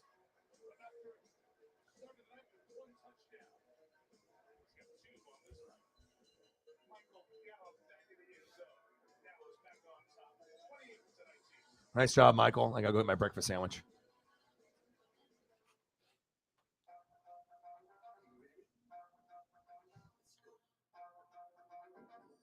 Yes, it has.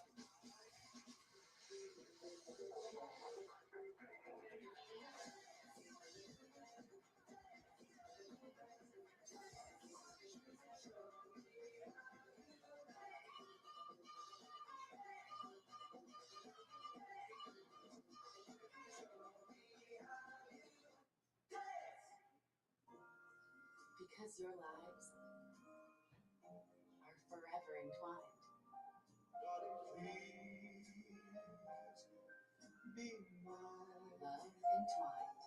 exclusively at Kay.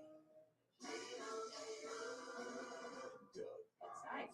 Why? After a long week of telling people how Liberty Mutual customizes your car insurance, you only pay for what you need.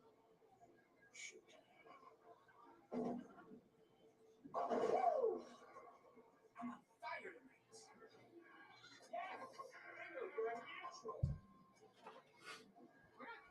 All right. I got my breakfast sandwich and I got a mini bag of chips. What do we got? Oh, these are good. We got Fritos flavor twist, honey barbecue. These are actually pretty good. You looking for a chip? Want something different? Get on that Frito tip.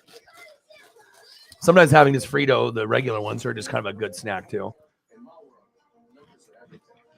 These have a shitload of flavor. I can go through almost a whole bag of these easy, but I try not to eat chips too often.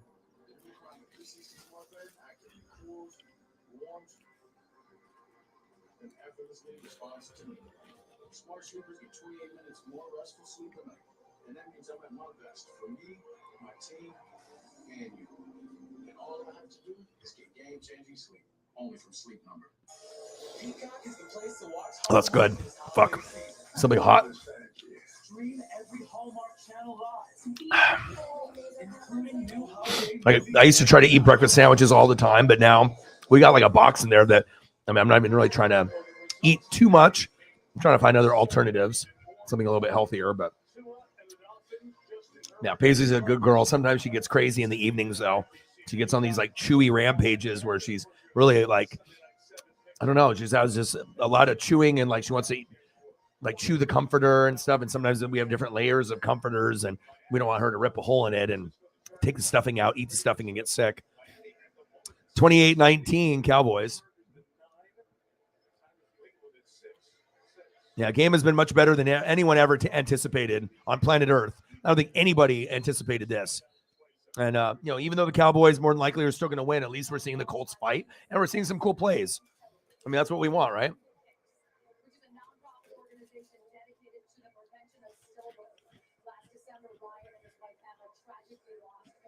Those chips are good.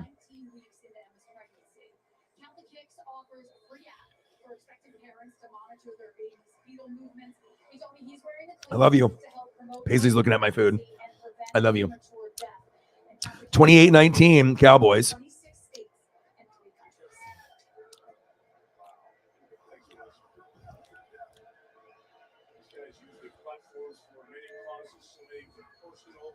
Play action fake. Blitz is coming.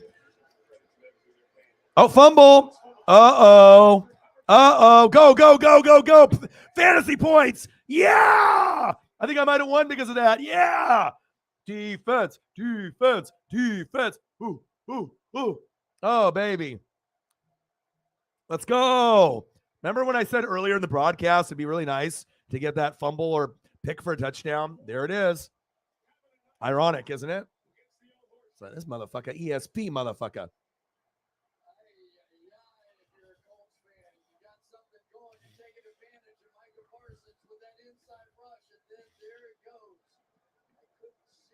Cyberpunk, yeah.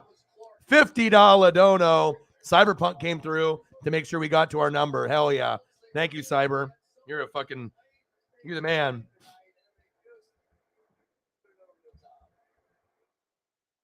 We didn't get to that number on the first stream, but we got it on this one. So that's awesome. Thank you so much. I got groceries and shit I got to get to. So that'll definitely help out. And it'll also go to Johnny to pay for tomorrow's thumb for the Saints and the Bucks. So thank you, man. Cyberpunk, $50 dono. Thank you so much, man. Dak, screen pass, CD. Oh my God, CD. CD cannot throw a football. 34-19. That was like the ugliest throw of all time. What was that, CD? CD does not play quarterback. Yes, thank you so much, Cyber. There we go. And we still got time to add on to that. We got a quarter. So maybe, I don't expect a bunch unless we get another goat. But man, that took us to, the goal. So that's awesome. And then we can go to the next goal. Well, we're at 100. Let's get to 2. Thank you so much, Cyber. You the man. Bang, bang. $50 dono from our boy Cyberpunk, the GOAT. Still need to look into those Patrick Mahomes high school jerseys that he wants, so I can get that for him as a gift for all his support of the channel. Appreciate you, man. You are the man. I love you. I appreciate you. And like I said, I wouldn't be able to do this job full time without people like Cyberpunk donating as heavy as he does and as often as he does. Thank you so much, man. Awesome. And I don't know if he's in the room. Sometimes he's not even in the room when he donates. Sometimes he does like a drive-by thing. But let me give him some Chief photos here, and I'll hit him with some Bo Jackson as well. Tough loss today, but still able to show support, and I appreciate you.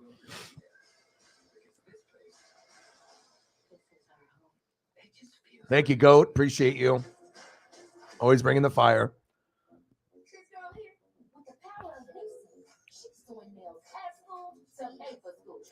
They can always rebound next week.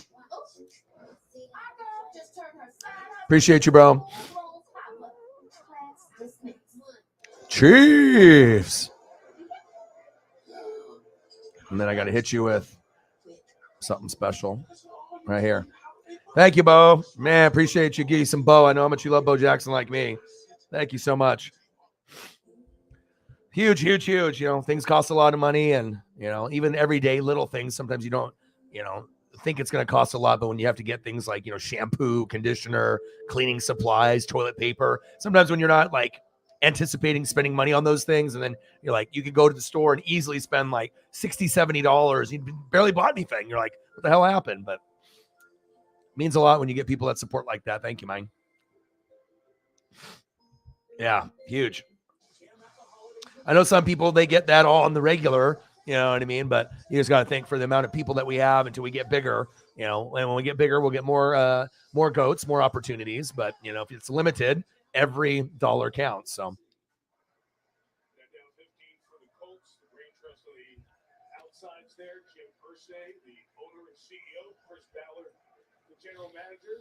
Got Matt Ryan in here. Irsay, it was very clear, was very unhappy with the way last year ended. Really forced the new quarterback in. That makes the see if the Colts can respond. turn to go to Jeff Saturday as the head coach. Matt Ryan signed to a 2-year. That just got me to 14 points. That's huge. I mean, there's still time for that to go down a little bit, but that might have single-handedly won my fantasy week there. I don't know. It's weird, man. Like, it's just sometimes I'll just get like a vision or like a just like a gut feeling, you know, and then I'll just say it and then it happens. It's creepy, man. It creeps the shit out of me sometimes, you know, and it's not like I'm Marty McFly. It's not like I have the you know, the book, but I mean, if you just go back and look at how many things that are said and then it happens either right away or shortly after or in a few days, depending on what the topic is. Carlos Correa. Ooh, that would be sexy. Everyone wants Matt Ryan gone. Even Matt Ryan wants Matt Ryan gone. He knows he's not doing good. Hopefully that Cowboy player is good. Dan Quinn's much loved amongst this team, isn't he? And Micah Parsons, and he is very much sort of that father figure in the room. And he really was convinced from the beginning that multiple players could do multiple things, and he has so many guys that fit into that category. Jaron Kearse is certainly one. Dorrance Armstrong is certainly one. But Micah Parsons was the one that really put this defense over the top with his versatility and ability to make plays. And it was Dan Quinn from the very beginning that just kept building him up and just kept telling him how great he was. And there wasn't anything he couldn't do. And now it's interesting that he sort of settled in after being, you know, 50, 60% stand-up linebacker, now to being almost 85% or so on the edge rushing the passer. Goodwin hooked off one of the key core special teams players in addition to some depth on the corner. And Dallas is running thin over there with Anthony Brown hurt, Goodwin hurt, and Trevon Diggs and Elvin Joseph. Man, the corner spots for the moment for Dallas. Ryan on first down, goes to Colin Branson. The tight end is run down by Deron Bland and continues to light it up in the slot. Damn, I needed that. Really good. Fuck, that was good. Now Mango Man is Snapple. Blows that really Fuck yeah. All right, 34-19 Cowboys. 13 minutes left. And after this, I'm going to go and watch a little Yellowstone, baby. 34-19, second down and 11. Shotgun set. Ryan. Go. Oh, good tackle.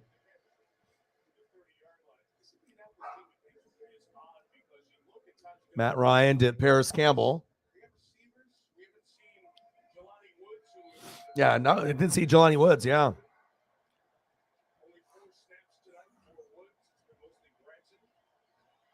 Why isn't Jelani Woods in there?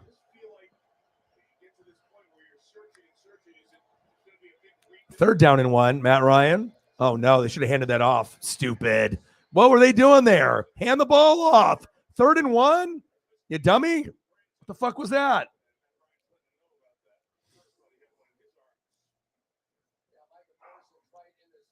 Hand the ball off. Shitty. Who was the throw to? The Cowboys? That shit wasn't unless Michael Pittman ran the wrong route, and it was a timing route, but that was stupid. What the fuck are you doing? Well, just a quick slant. Shouldn't be a big deal here. Matt Ryan, shotgun set, 4th and 1. Throw it right there. There you go. First down, Colts. There you go. Good job, Michael. Pittman with the first down. Keep the chains moving, baby. First down, Colts. Move the chains.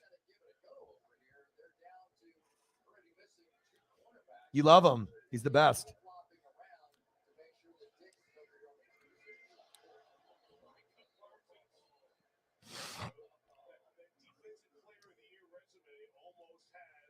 I know sometimes it does, though. I know it freaks people out. I mean, I don't know how many things I've predicted, to gain credibility, but I think I predicted more things than any other YouTube channel has, as far as like sports stuff. But again, it's just sometimes you can pick up on little cues, and sometimes you can talk shit into existence too. 34-19, Dallas. Shotgun set, Ryan. Little check down. Good tackle by the Cowboys.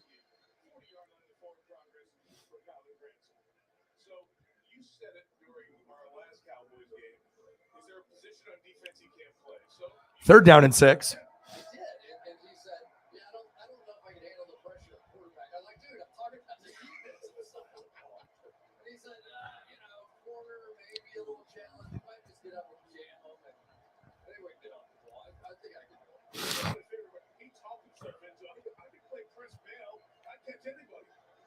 Shotgun set.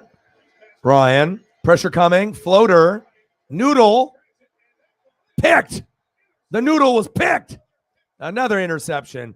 Fantasy points for O-Dog. Fantasy points for O-Dog. Fantasy points. Fantasy points. Fantasy points for O-Dog. Thank you. Thank you, Maddie. And it's a funny thing, I didn't even draft Dallas defense. I picked them up like week 1 on the wire because I knew they were going to be good, and I had the Buffalo Bills in them. Thank God that happened. If I didn't have Dallas Cowboy D, I'd be fucked. Nice.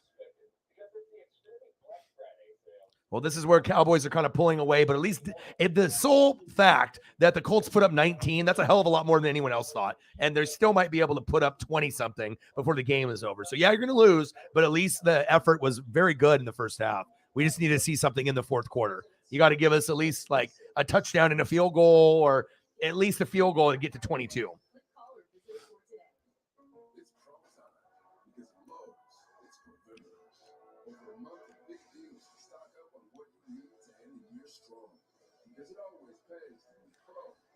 All right, I delete some of these photos to make room. I don't know how long it's going to take me to walk around in the store. I don't know if I'll be doing any of that, but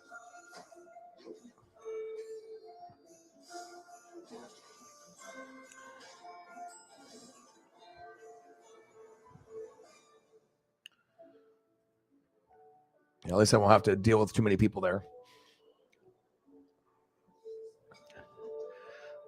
Oh, Nick Foles is better. Nick Foles would be better than, but it's like that old school veteran, and it's like you don't want to disrespect the old guy, you know what I mean? But I mean, if you fucking suck, dude, just like You got to go with someone else. But again, maybe they're trying to lose on purpose. Like, they got Matt Ryan in there for a reason. He's the guy that you paid the money, you know what I mean? And he's the face, you know what I mean? And if you know that you're probably going to lose with him no matter what, might as well just keep him in there if you're trying to actually lose and get draft position, All backed by 24/7 support. The kind of support that comes from being a proud partner within your community. Because when you're a member, it all starts and ends with you. So after the game is over, we won't go for that additional 30 minutes or hour that we normally do with food and stuff. After the game is over, since I already did the Chief game and the Bengal game, so we've already been streaming nonstop for, pretty much 6, 7, 8 hours. So as soon as the game is over, we'll kind of wrap it up, and then I'll go to the grocery store and spend some time with Paisley and whatnot. So.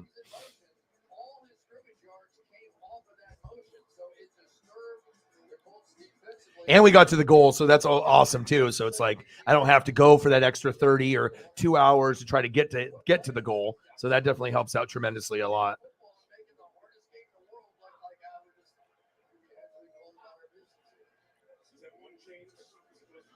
16 points for the Cowboy defense for me. Thank God. Need that shit.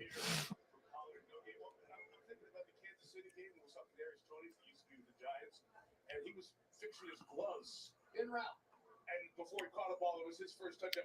Did you do anything like that during a route? Tuck a chain back in, fix a goal? Yeah, I had a lot of chains. I had no clue. All right, fourth quarter.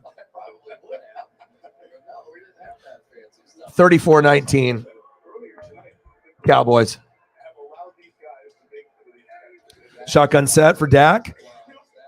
Rifles it downfield. First down, Cowboys. Dalton Schultz.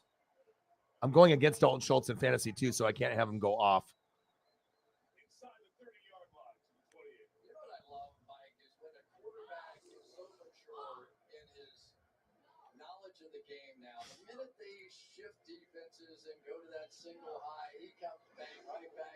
Oh yeah, huge, man. She's bigger part of my life than most of my friends, actually, to be honest. At least the ones that live here. I spend a lot of my time with her, hours and hours and hours. There's not a lot of separation. Pollard, baby. Wow. Touchdown, Cowboys. Tony Pollard. My goodness. They're making it look easy now.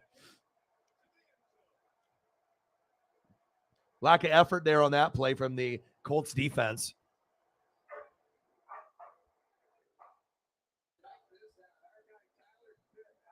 I hear Paisley barking. I think she's getting aggressive right now. Usually when it gets to 8 to 9 to 10 o'clock, she just turns into a different dog.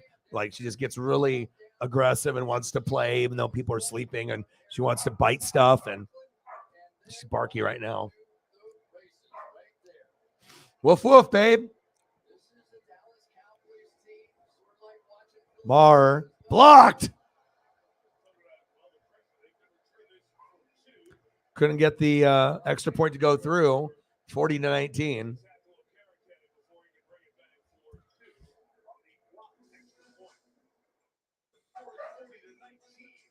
All right, I'm going to go check up on Paisley, see if I can calm her down. Nice job, Pollard. Love to see him have success. He deserves it. Should have been the starting running back years ago.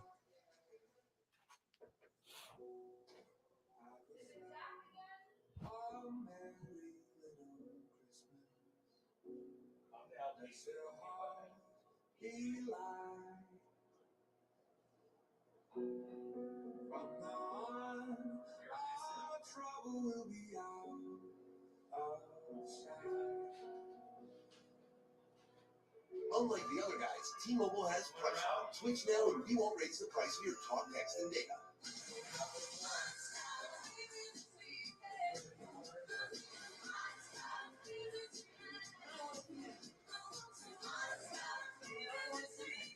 Applebee's new sizzling skillet, starting at just $10.99. AWS is helping the NFL transform player health and safety. AI analyzes millions of data points, powering unlimited simulations to continuously improve equipment and training, and help predict potential injuries faster than any human. I'll get us some. Because when it comes to player safety, nothing matters. We know how to home. There's so much space. But we have lots. Expired. Yeah, I mean, my team sucks, and I'm completely fine with it too. I don't even want the Buccaneers to go to the playoffs. Sometimes it's just better for your team to suck, so you can go next year and just look forward to trying to get better free agents and stay healthy, and get a new quarterback and get some new pieces. So, I mean, some people take the losses too much to heart, but I think every Colts fan is ready to move on from Matt Ryan and just get more depth and figure out who the coach is going to be, the quarterback, and fill in the holes so that way they can be competitive with the Titans. So if you're at high risk and test positive, don't wait. Ask your healthcare provider right away if an authorized oral treatment is right for you. What's up, bro? What's good? You got any good food to send me? I'm not going to be staying online that much after the game is over because I got to go to the grocery store and figure that out. I missed you, bro. What's good? Tough loss today.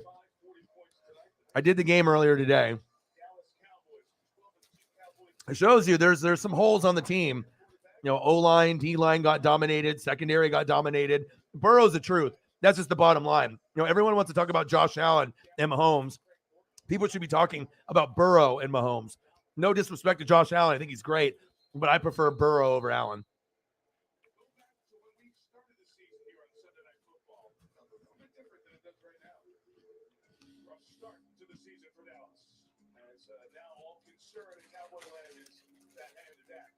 Our coach doesn't have full control. There's not a culture of excellence. There's not a culture of wanting to win. The problem is you don't know when to pass or when to run. They should have 30 carries in the game, not 10. Gentlemen, one word, 2 syllables, Maroon soul. I think the Colts tomorrow are a little bit different. Cyber, what's good, bro? Appreciate you.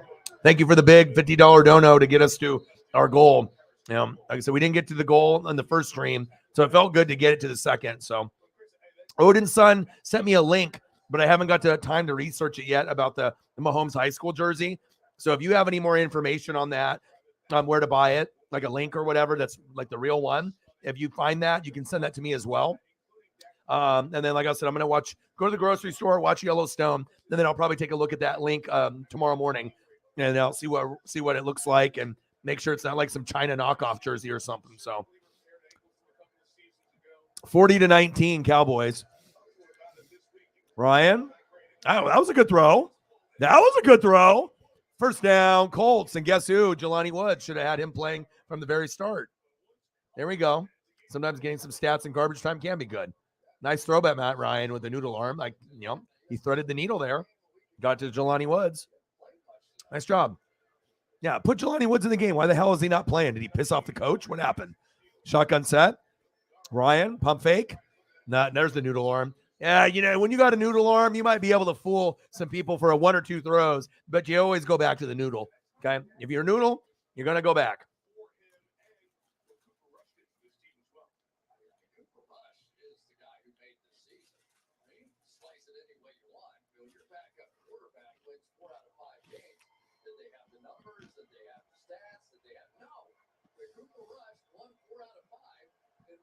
Yeah.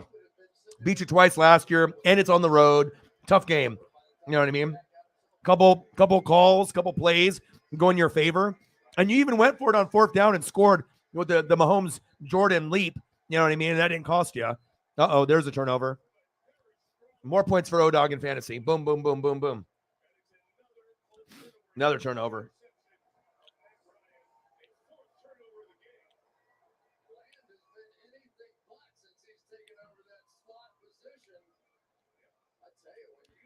Wow. 18 points in fantasy. That's how you win championships, baby. 18 for the defense. Woo! It's the worst feeling in the world when you get a 0 on defense or like 2 or 4. But I did say at the beginning of the stream, hey, 18 would be kind of nice. And that's where we're at. Damn, the gods really love your boy. I don't know what the fuck it is. Sports gods are like, all right, whatever this motherfucker says, we're going to give it to him. He wants fucking 18 points in fantasy. All right, here you go, O-Dog. Thanks. I appreciate it.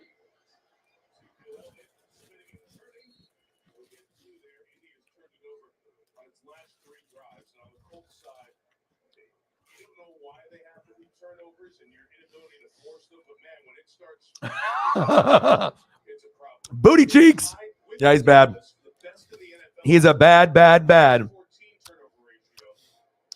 second worst. Only New Orleans is worse. Saints play the Buccaneers tomorrow night. So what do you think they do at quarterback? For the next 8 minutes. 40-19. Dak hands off to Zeke.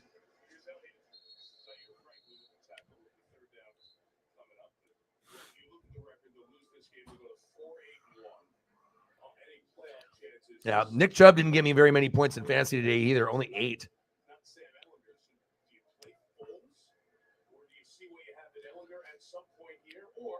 Well, at least that threat of me losing this game this week is over. And I got Godwin tomorrow, and he's got Fournette. So as long as Fournette doesn't go wild and Godwin is Godwin, I should win. 3rd down and 9.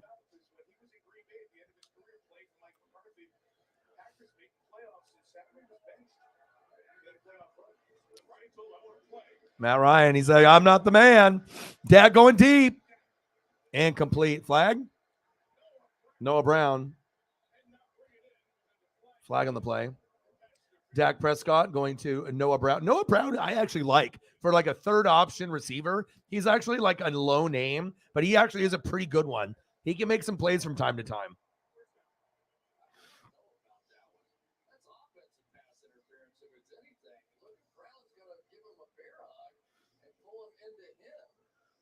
Yeah, that looked like it was offensive pass interference.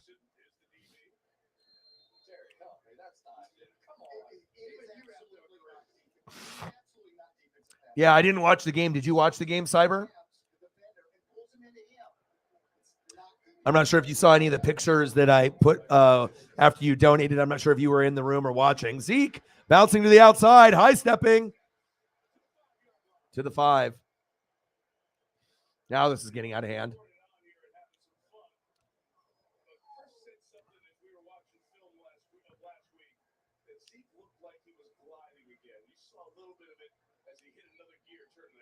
I got this really nice bow. I had to make sure I saved it. But I'm going to look into that link and see what we're looking at. I'll try to get you. If I can find that jersey, and I'm not sure if you have a second choice that you would want for a jersey besides the Mahomes High School one. But I'll try to get that done before the new year. Zeke. I just got to make sure I have like rent and everything kind of situated, and I'll definitely take care of you. Do you have a second choice if I can't find a good quality Mahomes like high school jersey? If I can't find that one, do you have a second choice of anything like jersey wise or anything like that?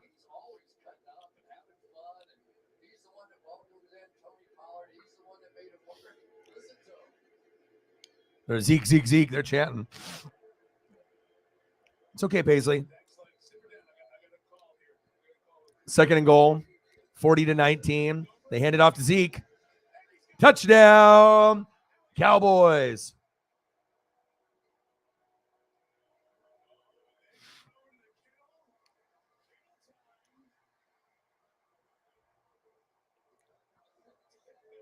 Yeah.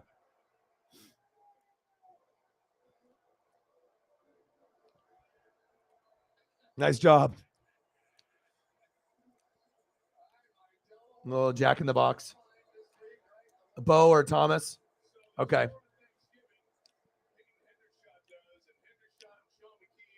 Yeah, we'll talk about it. I'll see what when I go to the Patrick Mahomes research, and because I don't want to just get some kind of knockoff and then you get it and then it's just like absolutely trash, and then I spend money on it and it's like not even good. I want to make sure that I'm getting you something like a Mitchell and Ness quality, and obviously the Mahomes high school jersey will not be that kind of quality. I don't even know if it'll be sewn, if it'll be screen print, but I'll take a look at the link and then we'll figure out something, maybe a Bo Jackson or Derek Thomas, something that I know that you'll love. So.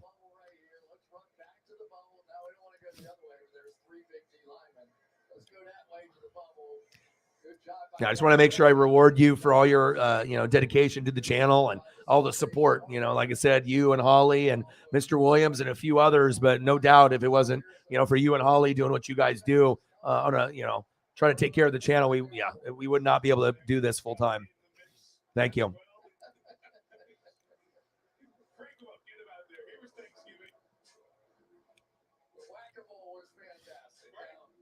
we've seen it was Zeke originally who jumped in it, right? So now here goes all four of them. But you got to have something. You can't just jump in it. So what do you got to do? Whack-a-mole. And there it is. With the shake 'em up. Now, that's what pro football players do when they have some spare time. They sit around, get this camera, get out, just crank it up, and then you go. Creativity, baby. I love it. 47-19. Now this is getting out of hand, but at least the Colts played really good in the first half to make it like watchable.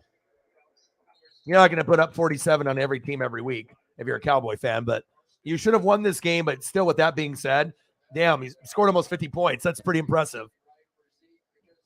And like I said, right now you got, the Philadelphia Eagles, and then you got the Cowboys and the Vikings right there. Nothing's guaranteed, and there are a lot of interesting decisions about this Cowboys football team next year, but none of that matters right now.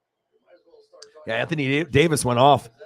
Anthony Simons had a big game a couple games ago too. And then my friend is at the game with the Blazers, like in the front row, second row, with his boss. They own like 10 batteries plus, so this guy's like a millionaire. So he's got like the best seats. And you get to see Dame up close back from the injury. So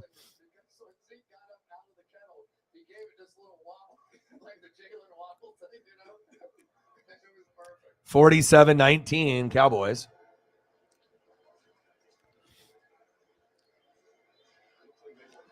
Matt Ryan to Jelani Woods. Yeah, because I think you got to understand like sports psychology too. If you're trying to win, you put in Nick Foles. If you're just trying to stay the course and get the high draft pick, you keep Matt Ryan in the lineup. So I know it's frustrating, but again, remember, you're not trying to win games this year. You're trying to get draft position, but we're just so competitive as football fans. We want to win, but at this point, keeping Matt Ryan in there is probably the best thing to do if you want to lose for sure. 3rd down and 2. Because you put in Nick Foles, you're going to probably win a couple that you're not trying to win. 3rd and 2. Ryan. I just feel bad for like Jonathan Taylor and Pittman and these guys that actually are good weapons. But, I mean, when you got Matt Ryan behind center, it's not, you're not being able to utilize people correctly. So feel bad about that for these guys. 4th down and 4. Game's almost over here. Yeah, man, it's awesome. I'm taking next Saturday off, and I'm going to ground control. I'm going to do the arcade thing with my boy Justin, and then we're going to go see the Timberwolves. So I'm super excited to go see the Blazers. Haven't got a chance, and hopefully Dame is healthy, which I feel that he should, as long as he doesn't re-aggravate the injury again. And then I want to be able to, I'll get some memorabilia when I'm there. I'll buy something from the team store as like a memory. Nice pass. Oh, ball's out. Oh, do I get some more points in fantasy? Another turnover. Oh, dog, more fantasy points. Is that 20 for me now on defense? Wow. Number 1 defense in the league for a reason. Well, it looks like the Cowboys are getting 50. Unless they try to kneel it every time.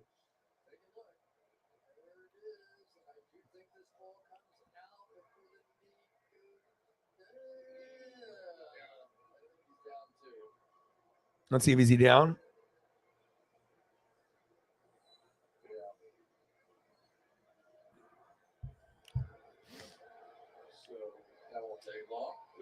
What's good, Chief O'Chief? Have you ate anything good lately? Any seafood or any like really good Mexican food or burgers?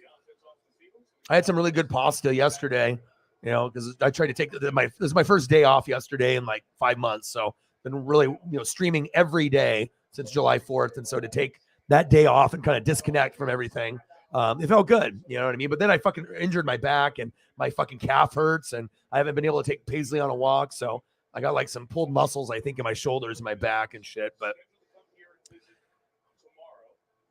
hopefully like a shower can help that. I already took one earlier and it helped a little loosen it up a little bit. But my shoulders, my back are hurting. My fucking right calf is killing me.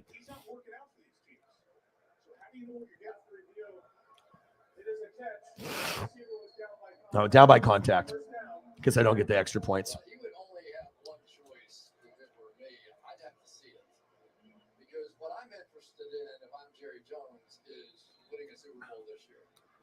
Right. And if you're not working out, I'm not signing. You got to see something, right? You got to be willing to They have some tapes. They have something.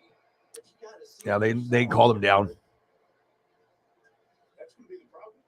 They just need to like kneel it a few times, get a couple first downs. I mean, they're obviously we'll see if another turnover happens here, but I mean, like I said, you don't want to be the guy known as like the turnover machine, you know, like Matt Schwab. Remember him? The pick six. God damn, that shit was bad. Matt Ryan almost picked again. Jesus.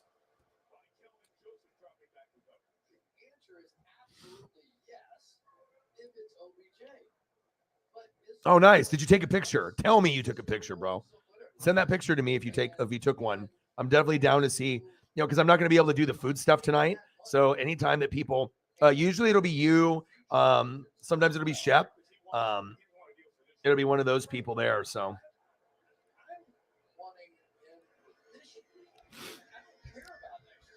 Oh, big sack lunch and a fumble and a scoop and a score. Are you kidding me? O-Dog fantasy points through the roof.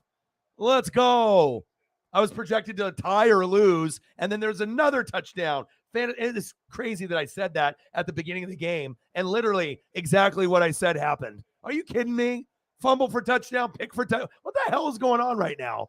Do I got the ESP or what? What the hell is going on? Sometimes it's even a little bit too much for even myself. It's like, okay, like I can predict something, but sometimes the shit don't come true. But Jesus, everything is coming true. Oh my. My goodness.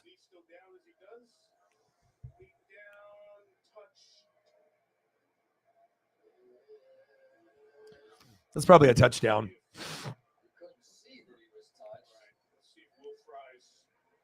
All right, man. Thank you for coming through and hanging out. Tough loss for your Titans. You'll bounce back. You're still one of the better teams in the NFL. Big facts.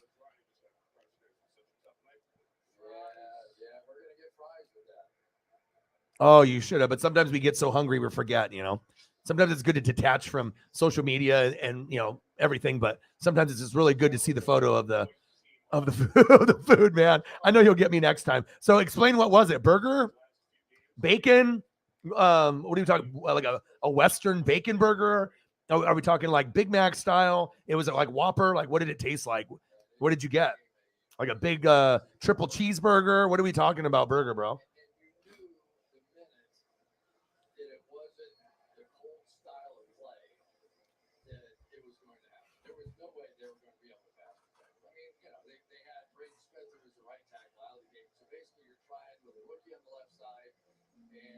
Backup tackle on the other side. They had to really sort of double team, but I give Dan Quinn credit. When this game was up for grabs, he started blitzing, especially on third down, and completely turned it around. After review, it is a fumble. The recovering player is down by contact. Oh, down by contact. Damn, that would have been crazy. I was going to say, damn, if I would have gotten more points on defense right there. Holy shit. Have a good one, brother. And like I said, after the Monday night game, if we have time to do a little bit of food for the last 30 minutes or hour, we're definitely doing it. I haven't got a chance to do the food in a few days, and I'm already kind of, I'm already kind of craving those taco photos or pizza or burgers or steak or riblets or whatever, pulled pork sandwiches. So we'll definitely get into that probably tomorrow after the game, Saints and Bucks. And I'll get dressed up for that one. I'll have the hard hat on. I got to decide what jersey I want to wear. And then I'll throw the chain on as well. What do you think so far here in the NFC? We just saw Philly. See the Cowboys. Both of them have defense. Yeah. The Eagles and the Cowboys, I mean, you could say, oh, well, maybe those teams could meet each other in the NFC Championship game. But the Cowboys have such a bad reputation in the playoffs. They always find a way to fuck themselves over, do something stupid. So I'm hoping this is the year they go a little bit further. And really, right now, the best three teams in the NFC since Jimmy Garoppolo broke his foot are going to be the Eagles, the Cowboys, and the Vikings. Those are the three best right now. And now San Francisco's got to slide a little bit. Tampa's no good. Giants no good. Seattle I actually kind of like. I like Seattle more than the Giants. Tampa Bay. And then obviously San Francisco will slide a little bit. And then it still gives people like Washington a feeling that maybe they'll get in. If San Francisco starts dropping games and going to like 8-9 or 9-8 if they just like kind of fucking go downhill. But I mean, if you're looking at that right there, Eagles, Minnesota, and Dallas beat the brakes off Minnesota. They're not afraid of them. They beat them 40-3. So, the only team Dallas can't beat is Philly. Touchdown Cowboys. Wow. A double smash. Oh, nice. Sometimes those are good, though. Sometimes simple is easy, and easy tastes great. What was the name of the place that you went to?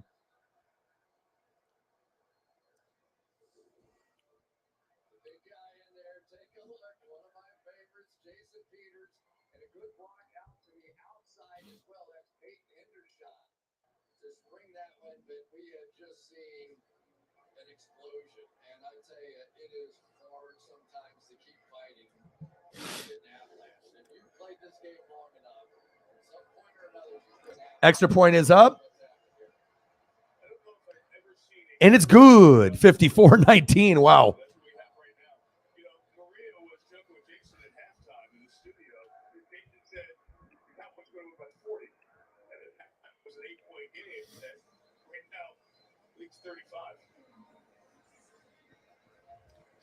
Garrett knows a thing or two about these Cowboys.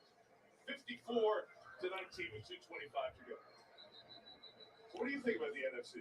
You're the expert here. Yeah. What do you think?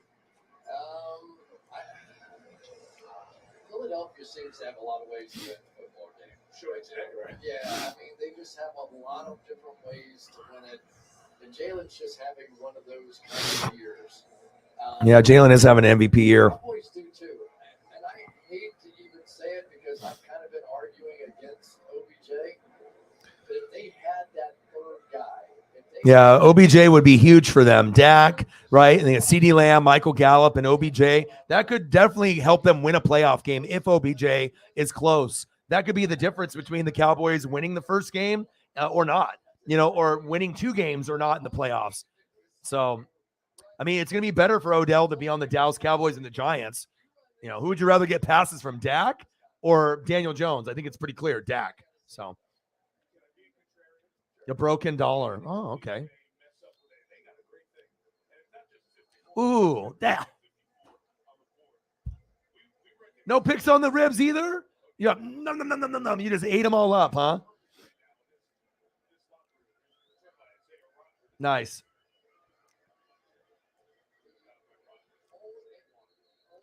You're just like, nom. I mean, I get it, man. Sometimes when the ribs are right there, there's no time for pictures. You diving in and you're just getting the juicy pieces. It's falling off the bone. You're just, sauce everywhere. I mean, I get food on my face every time I eat anyway. So, I'm going to enjoy it. Like if I'm eating spaghetti, fuck, I got some sauce or, whatever. I'll clean up once I'm done, but let me eat. So, yeah, I love me some ribs. I actually saw some and I was like, ooh, that would be really good to get. But I passed on it a couple weeks ago. Yeah, homemade rib, so good, man. I love. That's usually what I try to eat with my dad. When I go to his house in the summer, try to do the ribs thing. We can do hamburgers and hot dogs, but a nice couple racks of ribs is just money. Ooh, nice spin move.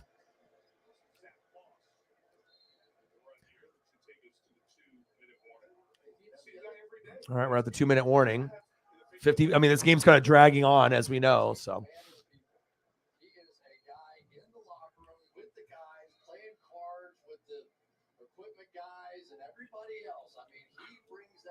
And as long as, the Cowboys keep winning, they're not going to look to fire McCarthy, or Kellen Moore. I mean, they're playing really, really well. And now the offense is catching up to the defense. And if you're able to score points on both sides of the ball, it definitely makes you dangerous. But Philly kind of has their number, right? But if there's anyone that could give Philly a run for their money, it's going to be the Cowboys and Vikings, unless they have some serious injuries here at the end.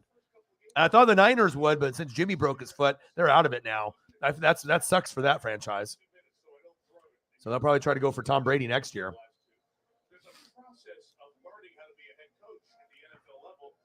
I know. Seriously. And I told you that, remember? You're like, yeah, we got, Alec Pierce and I was like, you need more. All it takes is a few injuries like Darius Leonard, Shaq Leonard, and then things just go to hell. Yeah. And like I said, but maybe, and I was thinking Michael Penix Jr., but now he's coming back. Hopefully you guys can find the right one, because if you guys get like Will Levis and he doesn't pan out, then that's another wasted draft pick. So it's like you need talent. Unless you can get a free agent quarterback, I'd rather you draft one, but it has to be quality. You just can't reach for the fourth best quarterback, hope it works. At that point, you might as well get a free agent quarterback. I see you.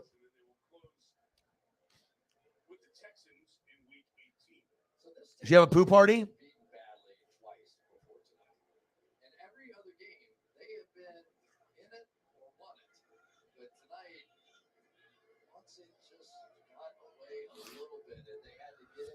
But at least the Colts put up 19. I mean, I don't know. I don't think a lot of people didn't think that was going to happen. But I don't know if anyone anticipated fucking 54. But the Cowboys have been putting up these big fucking numbers. They played the Vikings and beat the shit out of them. Like, who actually thought the Cowboys would win 40-3 over Vikings? Like, nobody. So Cowboys are getting hot at the right time. And if they continue this success, they will have a shot against Philly. But if it's in Philly, you're not probably going to win there. But if the game is in Dallas, you could win at home. But again, I mean, you just have to pray that Philly starts losing some games and then the Cowboys don't lose any games for the rest of the year. You know what I mean? All right, kneel down.